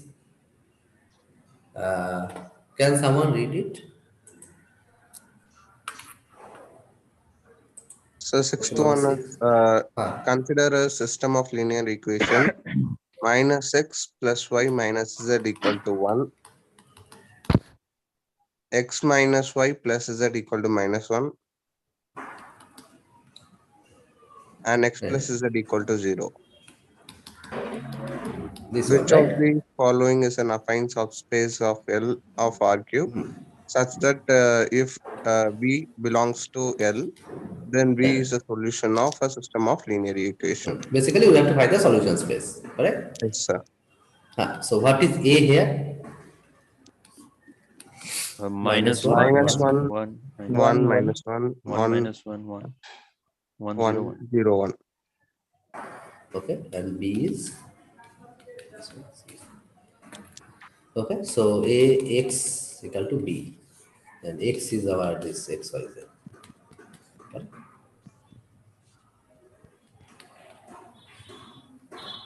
Okay, great. So first of all, what I have to do, I have to find the null space of it. Null space of it. So I am doing some row operation here. So 1 minus 1, just doing minus R1. This. And then what I am doing, I am doing R2 minus, okay, so I will write it next step. That will be better. R2 minus R1. So 1 minus 1, 1, 0, 0, 0. And what next? R3 minus R3 R1. minus R1. So 0, 0, 1, 1, and 0. 0. 0. Okay, great. And just do it a little bit. R1 plus R. R3 and R2 will interchange. Yeah. 1 minus 1, 1, 0, 1, 0. This is 0, 0, 0. And another operation I can do here, that is R3, R1 plus R1 R2. plus R2. R1 plus R2, right? So 1, 0, 1, 0, 1, 0, 0, 0, 0. Okay. So the solution is basically x plus z equal to 0 and y equal to 0. So our null space is z equal to minus x. So x 0 minus x. So x I can write as t. This is the null space. Correct? Till Yes, sir. this, everything is okay? Yes, sir. Okay. Yes, sir. Now, for writing the solution for x equal to b, I have to take one vector which satisfies this equation. So 1, 1 minus 1. 1, 1 minus 1. Is it? Okay. So, Yes, sir. minus 1. So, this is 1. So, this is second is obviously satisfied and 1. So 1, 1 minus 1, I can take it as v because this is solution for x equal to b. Correct? Yes, sir. Okay. So v plus u will be my solution space. That means 1, 1 minus 1 plus t 0 minus t. The t belongs to R. So 1 plus t, 1 minus 1 minus t. This is my set of solution. This is the solution space for x equal to b. Okay? Is it Yes, sir. clear? Yes, sir. So for different choice of these vector, we will get different, different representation of the solution, but they are exactly the same. Sir, how did you get this Okay. 1, 1 minus 1? By just fit and trial method. Just one solution for this equation. These three. Okay. Sir, will U always be a null space? I mean, what does it mean? Uh, I mean, I am finding the null space of A. That is the first step. okay, sir. Okay. And I have named this as U. Okay, sir. Okay. So see, Is it this is is it the asked in question? If you consider a set of linear system of linear equations, then U will always be a null space. okay. I don't think he is asking something else. So you have given a system of linear equation which is non-homogeneous, x equal to b. So the first step is you try to find the solution space for x equal to 0. So x equal to 0, so solution space of x equal to 0 means what? That is the null space of A, Null right? space. So Yes, sir. first find the null space of A. Then find one solution for x equal to b, if solution exists. If solution does not exist, then it's done. Nothing can be done. Yeah. If solution exists, you know that solution exists, then by hit and trial, find one solution of that. Then v plus u will be the affine subspace, which is your solution space for x equal to b. Is it clear? Okay, sir. Okay, sir. Yeah, sir. Then the V plus U in V plus U, the U can be anything. Yeah, right. V can be anything. So depending on your choice of V, you will get defined representation for the solution space.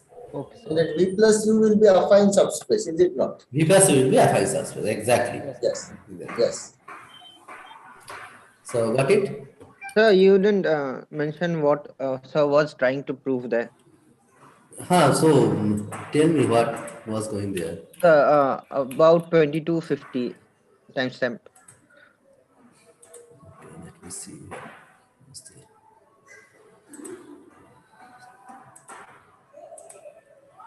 22, 15. 50.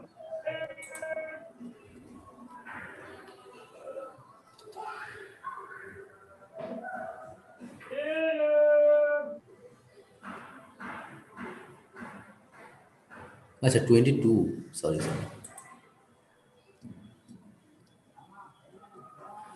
This is how 50. affine mapping is Yes, sir. defined. Yes, sir. Then after Yeah. that, he starts proving something.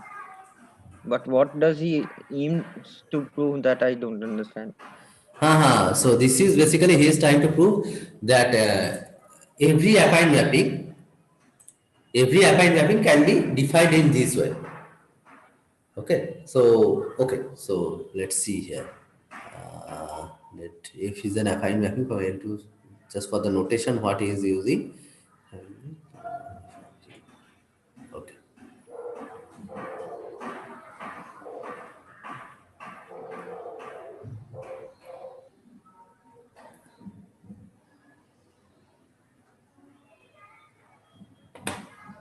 Let me write the same notation, otherwise you will get confused.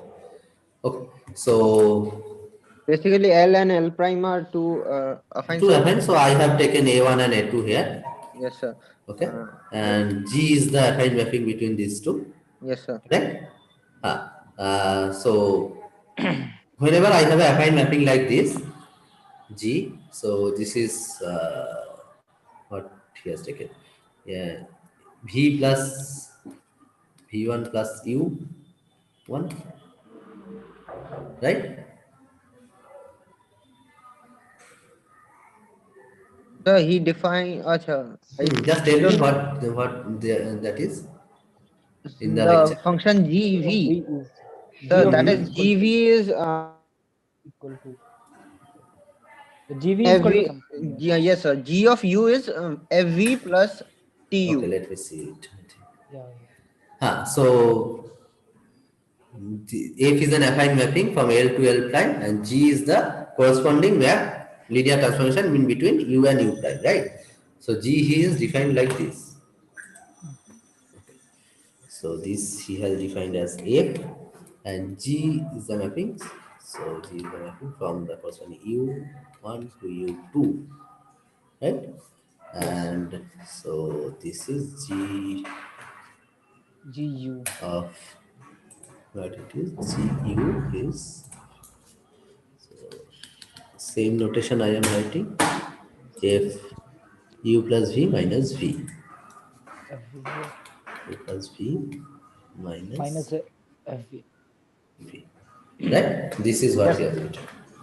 Okay. And now let's see what we have chosen. A1 I have chosen like V1 plus U1. A2 I have chosen like V2 plus U2.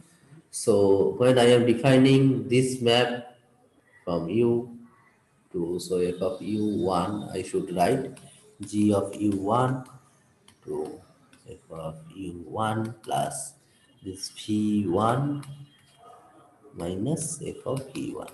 So in my notation, this is what it is. Okay.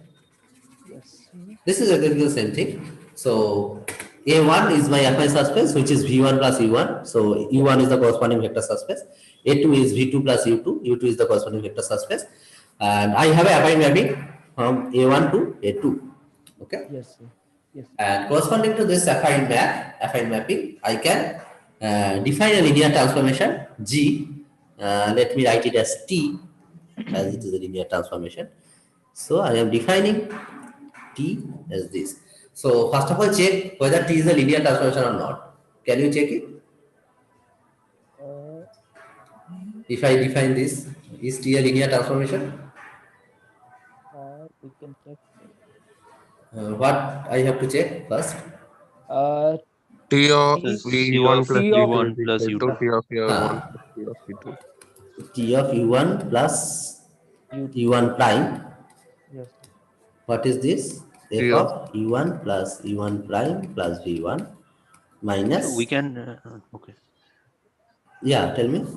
So we can directly do C U1 plus U1 prime one step. You can do that. Okay. Now what is this one?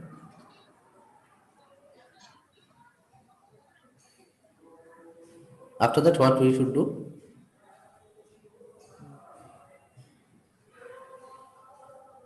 So what is Scalar TU1? multiplication. No. So See, this what is is equal to TU1? TU1 plus TU2. TU1 means? F of u1. F of U1 u1 plus plus V1. v1 V1 Minus minus FV1. minus f of u. What is TU2?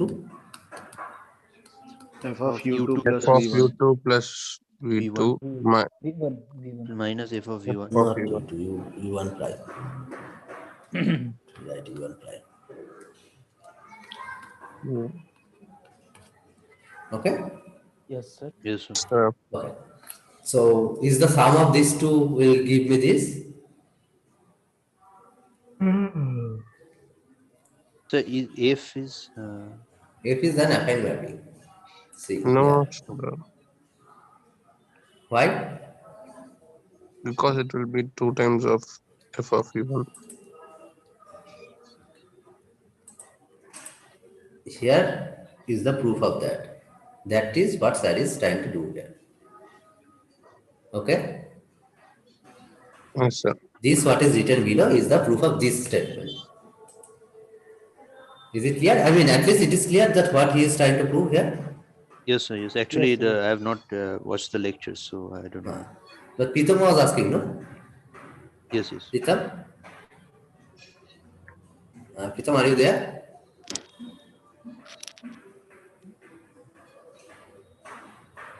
I think he left. Okay. So this is what we need to check whether these two are equal or not, right? So how we can do it? We have to use the property of affine mapping. I mean, property of affine subspaces to check that. Okay? Okay, okay. Yes, sir. Okay. Yes, sir. So, yeah. Sir, affine mapping is also a linear transformation of one. No. It is. Affine mapping is not a linear transformation because 0 is not going to 0, no? So can you just continue to show that? Yeah. So it is clear that affine mapping is not exactly a linear transformation because 0 is not going to 0. Yes, Correct? sir, yes, sir. That is clear. Yeah. So I have written here also. Add a page here.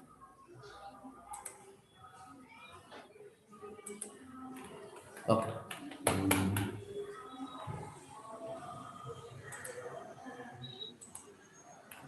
Yes, yes. So f of v1 plus v1 prime plus v1 minus f of v1. So this is my t of v1 plus v1 prime. Yes, sir. Okay. Okay, I want to write it. I need to show that this is equal to exactly this plus this and Sir? this minus. Yeah. Sir, I got disconnected. So can you just briefly summarize what you did? So I was saying that I want to show that this T is a linear transformation, right? Okay, sir. That is what Sir is trying to show here. That T is a Okay. linear transformation. Okay, sir. Okay, so that is what he is doing. He is showing what I have taken as T, that is Sir has taken as G here. Yes, Correct? sir. Yes, sir. And he is trying to show that G is indeed a linear transformation. Yes, sir. Okay, Yes, sir. Yes, sir. at least that part is clear. Yes, sir. Yes. Okay, great.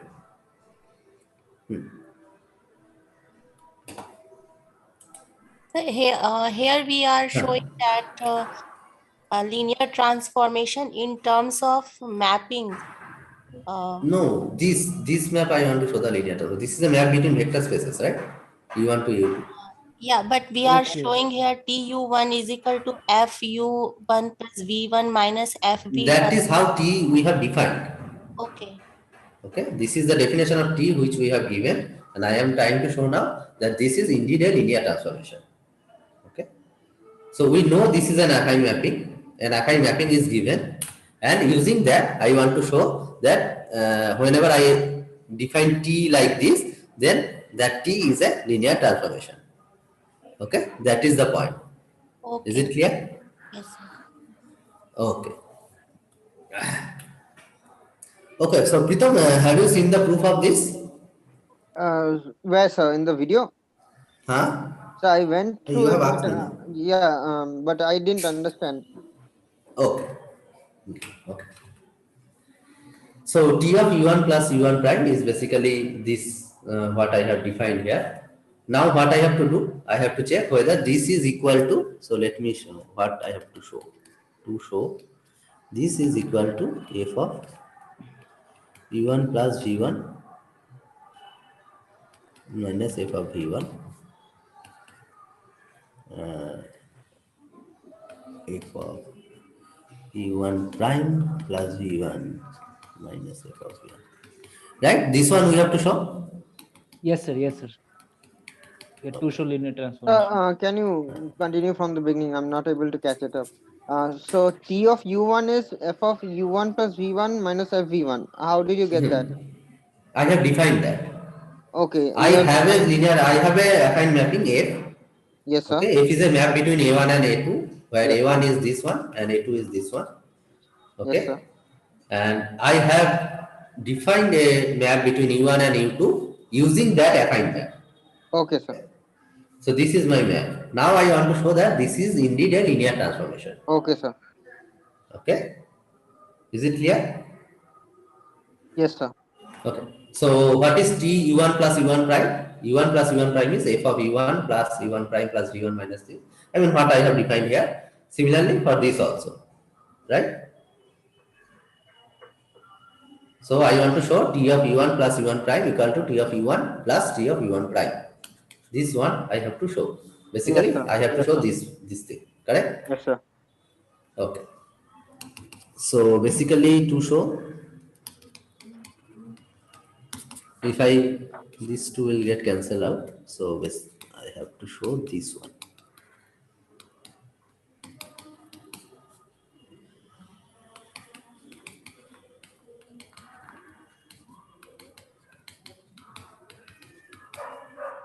Yes, sir. Yes.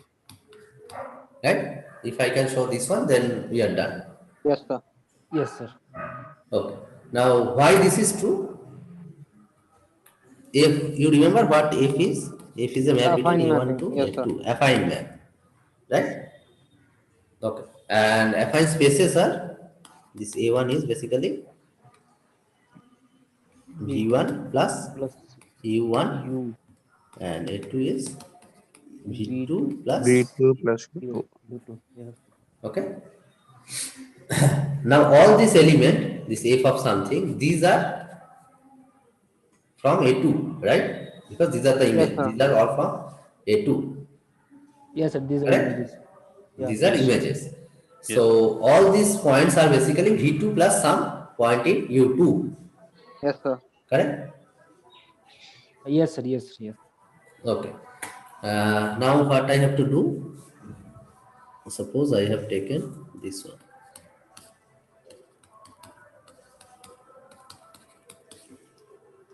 V1. So this is some V2 V1. Let me write it like this.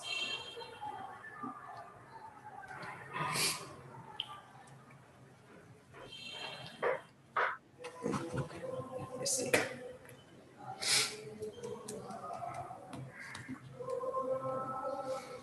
So can you tell me what is f of V1? What is f of V1?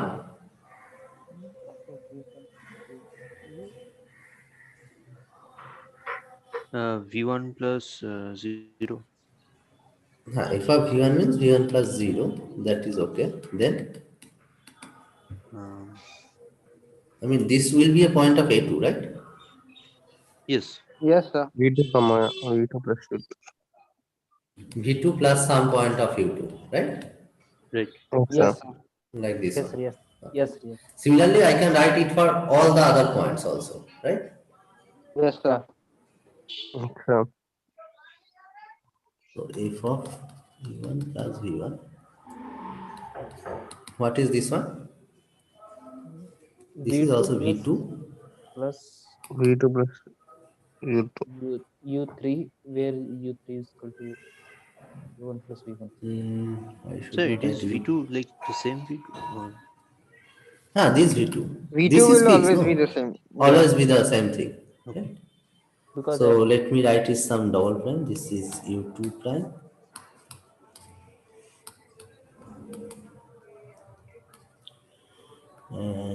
V1 V2 plus this is U2 and this is prime.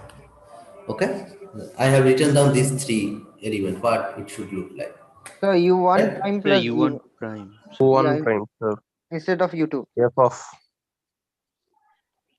third equation. So F of U2 plus V1 should be written as U1 prime. This is U2 prime. U1 U1 prime. prime. So these are all things we are getting in this side, correct? Yes, sir. yes, sir. So what is f of u1 plus v1? 1 prime plus v1. What is this? V2 plus V2 plus V2 plus U2 prime minus V2. Okay. Yes, sir. yes, sir. So 1 will get cancelled out. So Then u2 V2 plus u2 prime. Then this should be minus prime plus V2. v2. So I should write v2 at the beginning.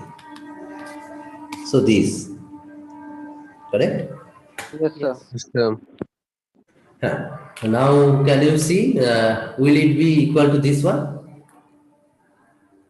u1 plus u1 prime plus v1 prime?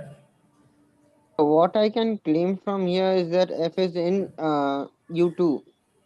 That is obviously true. That's Yeah, what I have but written. will that be equal? Because the U2 prime and U2 double prime which satisfies these three, will that will the same U2 same thing satisfy F of U1 plus U1 prime plus V1? That is the question. That is the question. Now, if you see this proof here, what Sir is trying to do here. So, yeah, let I me think see. when I went through the proof, I felt that something like this was missing, and it's the same Okay. happening here. Okay, let me see. Let me see once he is doing.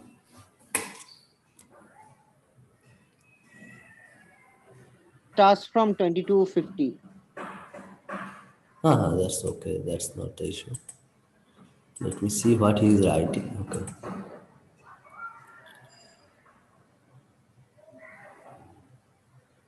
So start the video.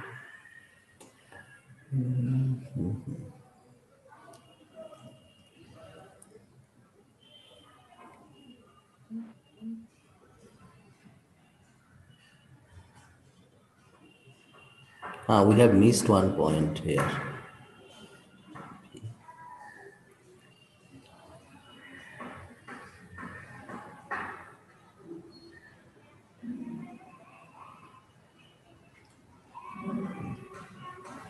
We have missed this point here, v plus u prime.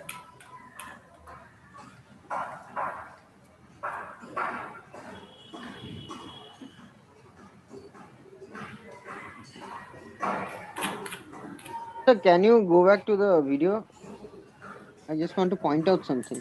So in the last paragraph, sir has written for a linear transformation and fixed vectors and affine mapping, F can be obtained. So can we rephrase the proof as suppose a linear transformation is given and fixed That is the vectors? converse part. Yeah. That is the converse part that I was written earlier. Right? This portion. This portion. Okay. Yes, sir. So we have a linear transformation, and using that we can write a linear affine mapping like this. Yes, sir. Okay. But this is the converse part, which where I am doing. So I have started with an affine mapping. Yes, sir. And we have to prove that it is a linear transformation. that is a linear transformation.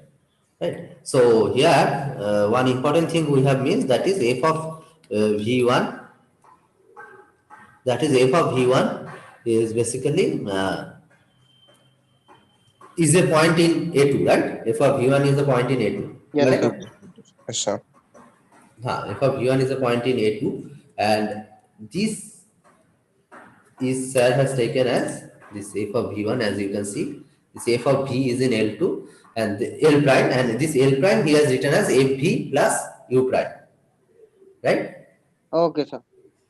So basically, whatever the V2 we have chosen here, that is nothing but F of V1. V1, yes, sir. So V2 is our F of V1. Okay?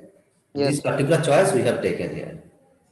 Okay, there. So this expression can be that I have also said for the system of linear equation, that this choice of V in case of affine subspace, that can vary, right? And that will Yes, give sir. you different representation, correct? Yes, sir. So in this case, I have taken this F of V1 as my V2.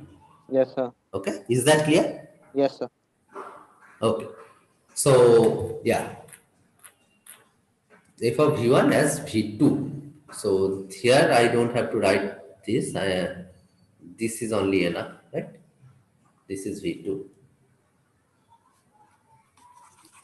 So I don't have to write this. This is V2. Okay. So this is V2.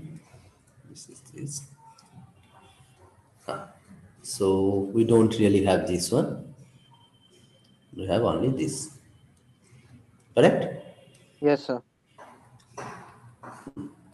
Now, can you see that it is the same as the F of V1 plus V1 plus V2? This one?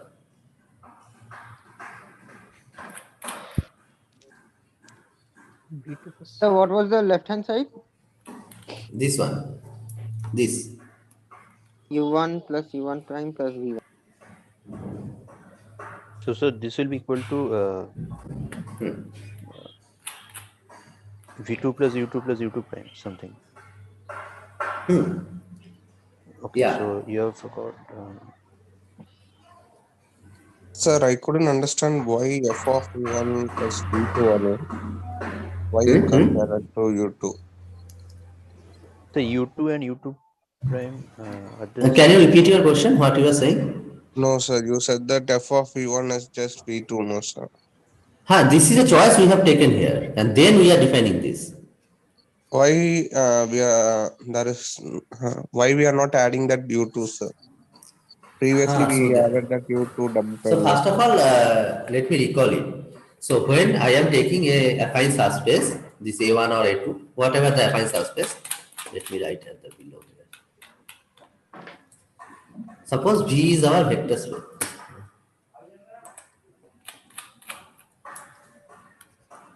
Suppose V is a vector space, okay, and I am taking so U is my subspace. This is a subspace of V, okay, and A is an affine subspace corresponding to that, okay. So A is basically some V plus U, right? Where this V belongs to V, okay. Now this V, this depending on the choice of V, this representation can be different, right? Yes, sir. Sir. Is it clear? Yes, sir. Yes, sir. Yes, sir. Now, here I have two affine subspaces A1 and A2. Yeah. Okay. Now A1 is suppose V1 V1 and U1, and A2 is some V2 plus U2. U2. Okay. Yes, sir. Okay. So this is for general. So some V1 and some V2 are there. Okay. Now I have started with a map A1 to A2. Sir, here U1 and U2 are two distinct subspaces of V. Two different subspaces. Okay, sir. Okay. May or may not be distinct, but they are subspaces. They are subspaces. Yeah. Yeah. So if A1, that means A1 elements are like V1 plus U1. These are general element. So basically, I am writing V1 plus U1 is going to F of V1 plus U1, right? Yes, sir. Yes, sir. Some mapping like this. So V1, this element V1, this is in A1, right? Yes, sir. Because in Yes, U1 sir. I have 0. Yes, sir. Yes. So V1 is in N1 and it will go to some element here. Correct? Yes, sir. Correct? So this is some element in A2. Right? And Yes, sir. I am choosing this V2 to be f of V1. Yes, sir. Okay. Okay. Okay? I am choosing this. Now Okay. with this choice, I am defining my transformation from U1 to U2 like T of say U1 is basically f of V1 plus U1 minus f of Of V1. V1. Okay, this is the That's choice which we are taking. Now the point is to check T is linear transformation. Okay, Yes, sir. that's what I was doing here. Oh, okay, sir. Got it. Okay. Yes, sir. Now just try to see whether you just do it yourself once and you just see whether it is coming or not. Okay. Yes, sir. So in the end, we are getting f of u1 plus u1 prime plus v1 is equals v2 plus u2 plus u2 prime. So now the question is whether the u2 and u2 prime which we chose will that necessarily yield the functional value of the left hand side. Can you show that? That is where I'm stuck.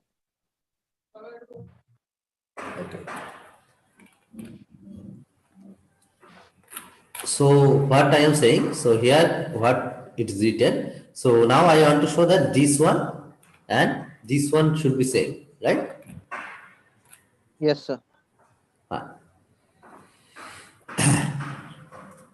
So this one is f of one. So this is plus prime.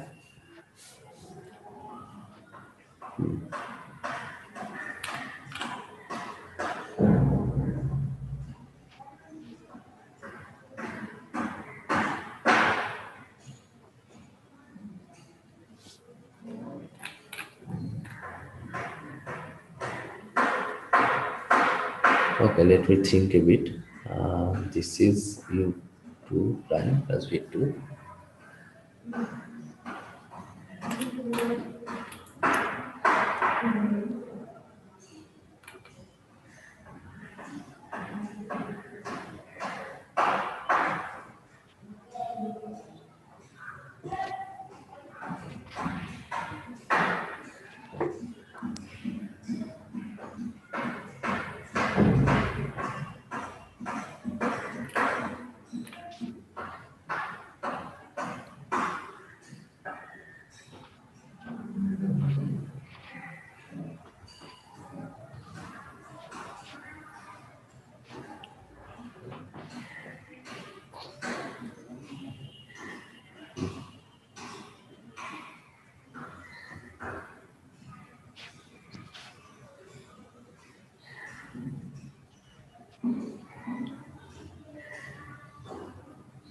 Okay, let me start from the freshly, okay, because I have messed up there.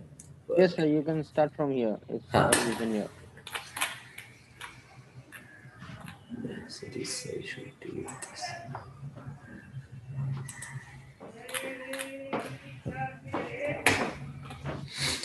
So this is the subspace we can say. Now what I am to do, I want to check T of U1 plus U2 equal to T of U1 plus T of U2. Right. Now, okay.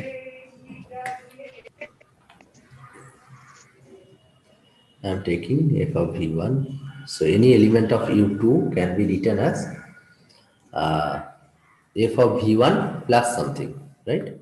F of V1 plus something. Okay.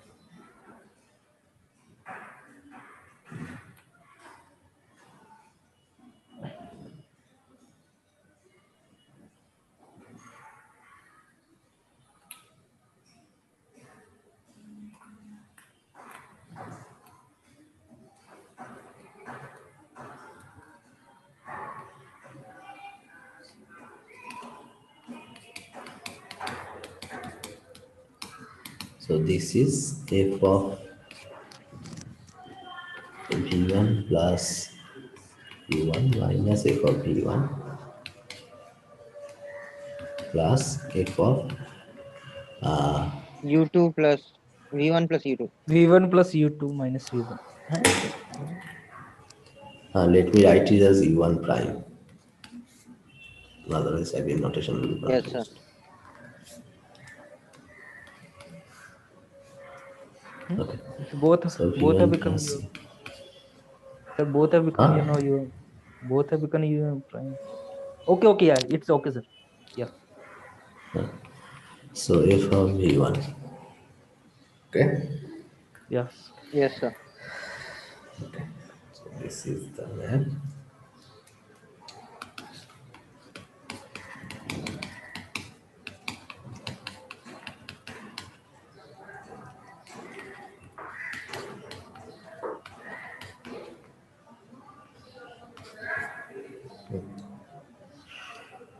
So basically f of v1 is our v2. So I will just write 2 v2. Okay.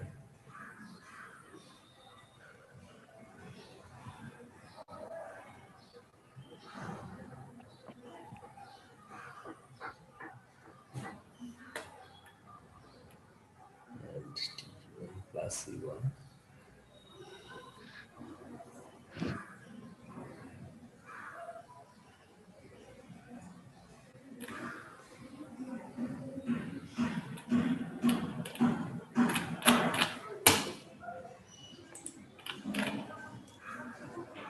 t1 plus c1 prime is f of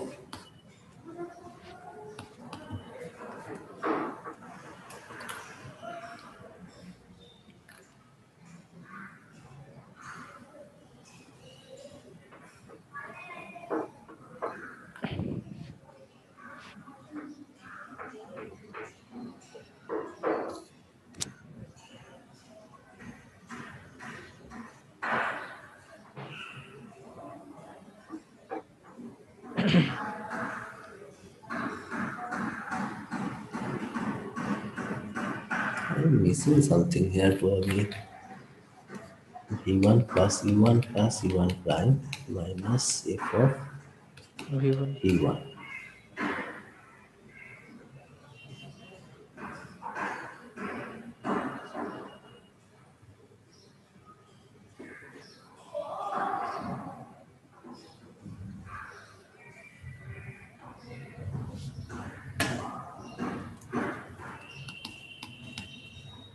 Are you sure the converse is true? Yeah. Are you sure the converse is true? I mean, this is a linear transformation. This should be a linear transformation.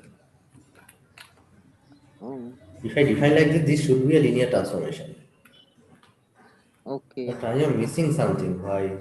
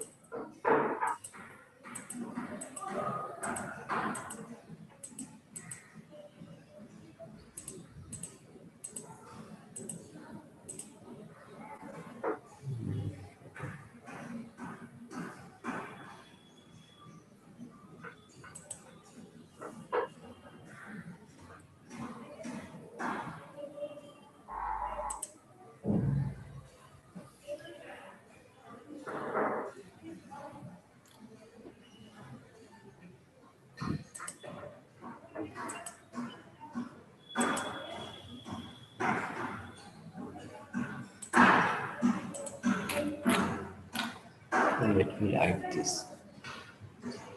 So f of v1 plus e1 plus e1 prime. So it will be f of v1 plus e1, f of v1 plus e1 prime and it should be minus V2, right? Yes, This sir. we want to show.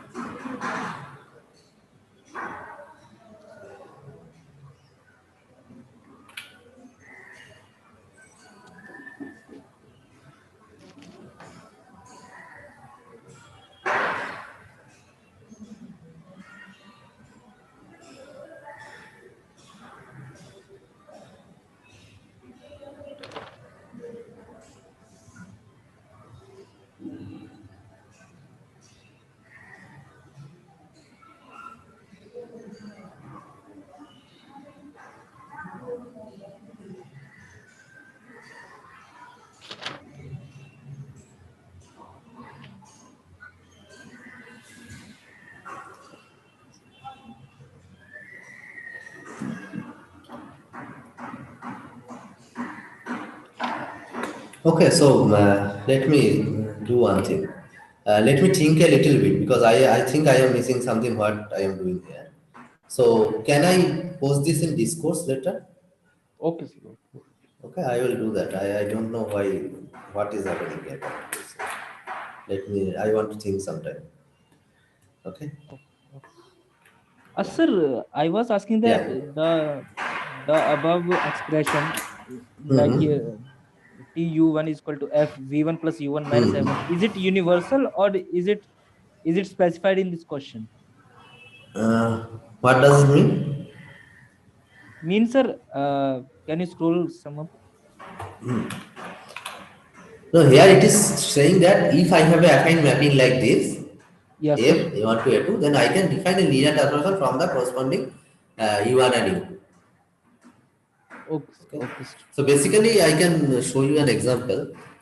So suppose I have a affine mapping between two A1 and 2. So A1 is suppose a line, uh, say XY, So I was y equal to X disconnected. plus 1. I was disconnected again. So you proved it? No, No, no, sir. no. I am saying that There, I will there is think a something little bit and missing. I will show it. Okay. So y equal to say 2x plus 1. Okay. Yes, sir. Okay. So your corresponding u1 is xy, so that y equal to x, Yes, sir. and a2 is Y u2, y. sir. Sorry, u2. Y is equal to 2x. Y equal to 2x. Now you have a affine mapping from a1 to a2.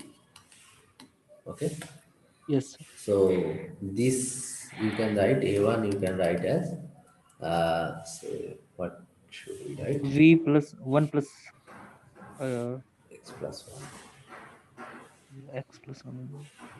plus u1 something vector comma u1. What should be the vector here? So 0, 1.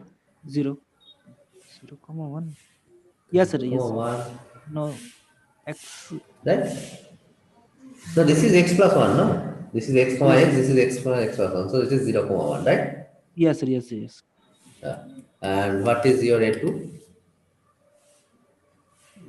So again 0, 1. 0 comma 1 plus u2. Correct? Yes, sir. Yes. Now I have a affine mapping from a1 to a2. Some affine mapping, okay? Yes, sir. Then my corresponding linear transformation from u1 to u2 will be this, whatever the affine mapping here. So t of u1, so t of basically x comma y, that is going to, so let me write it as u here. So this is, we are defining as f of this 0 comma 1 vector plus u Yeah. minus f F of 0 comma 1. 0, 1. This will be a linear transform. That is the point. Okay, sir. Okay, sir. Okay. Okay, sir. So basically, what we are doing here, T of here it is x comma x. F of 0 comma 1, this is x comma x plus 1 minus f of 0 comma 1. Okay, so this is the linear transformation we are talking about. Okay. Yes, yes. So A1 and A2 are affine mapping, and U1 and U2 are Vector subspaces. subspaces, corresponding vector subspaces, yeah. Yes, yes. So from where you are getting the condition V2 is equals to f of V1? Huh? The condition that you are applying to prove it is like V2 is equals to f of V1. Where is it? So in this case, we are taking this f of 0 1 to be 0 comma 1. Okay, okay. Okay, so that was the condition we are taking.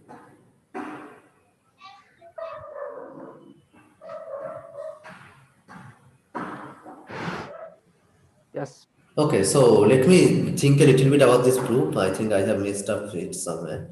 So once I get it, I will post in Discourse. Okay. Okay, sir. Okay. Okay, sir. Okay. Yeah. Sir, please look into the bonus activity and rectify the activity question 7.1, question number 7. Activity question number 7, which one? The invertible matrices one.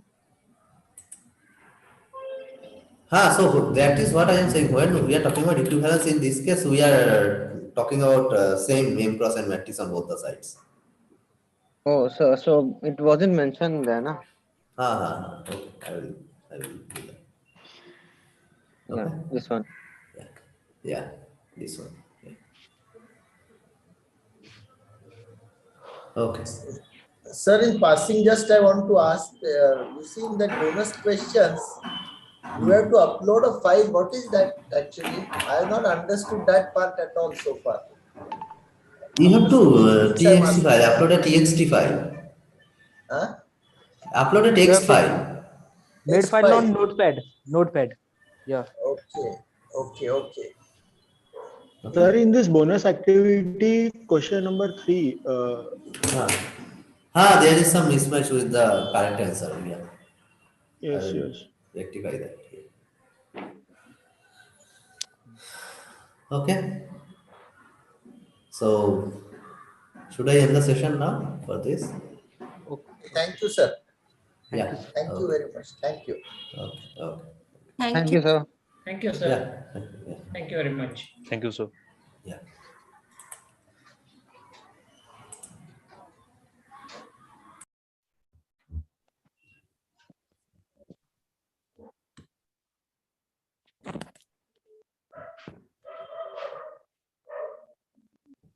Sir, good evening, sir. Hello. Meeting has ended.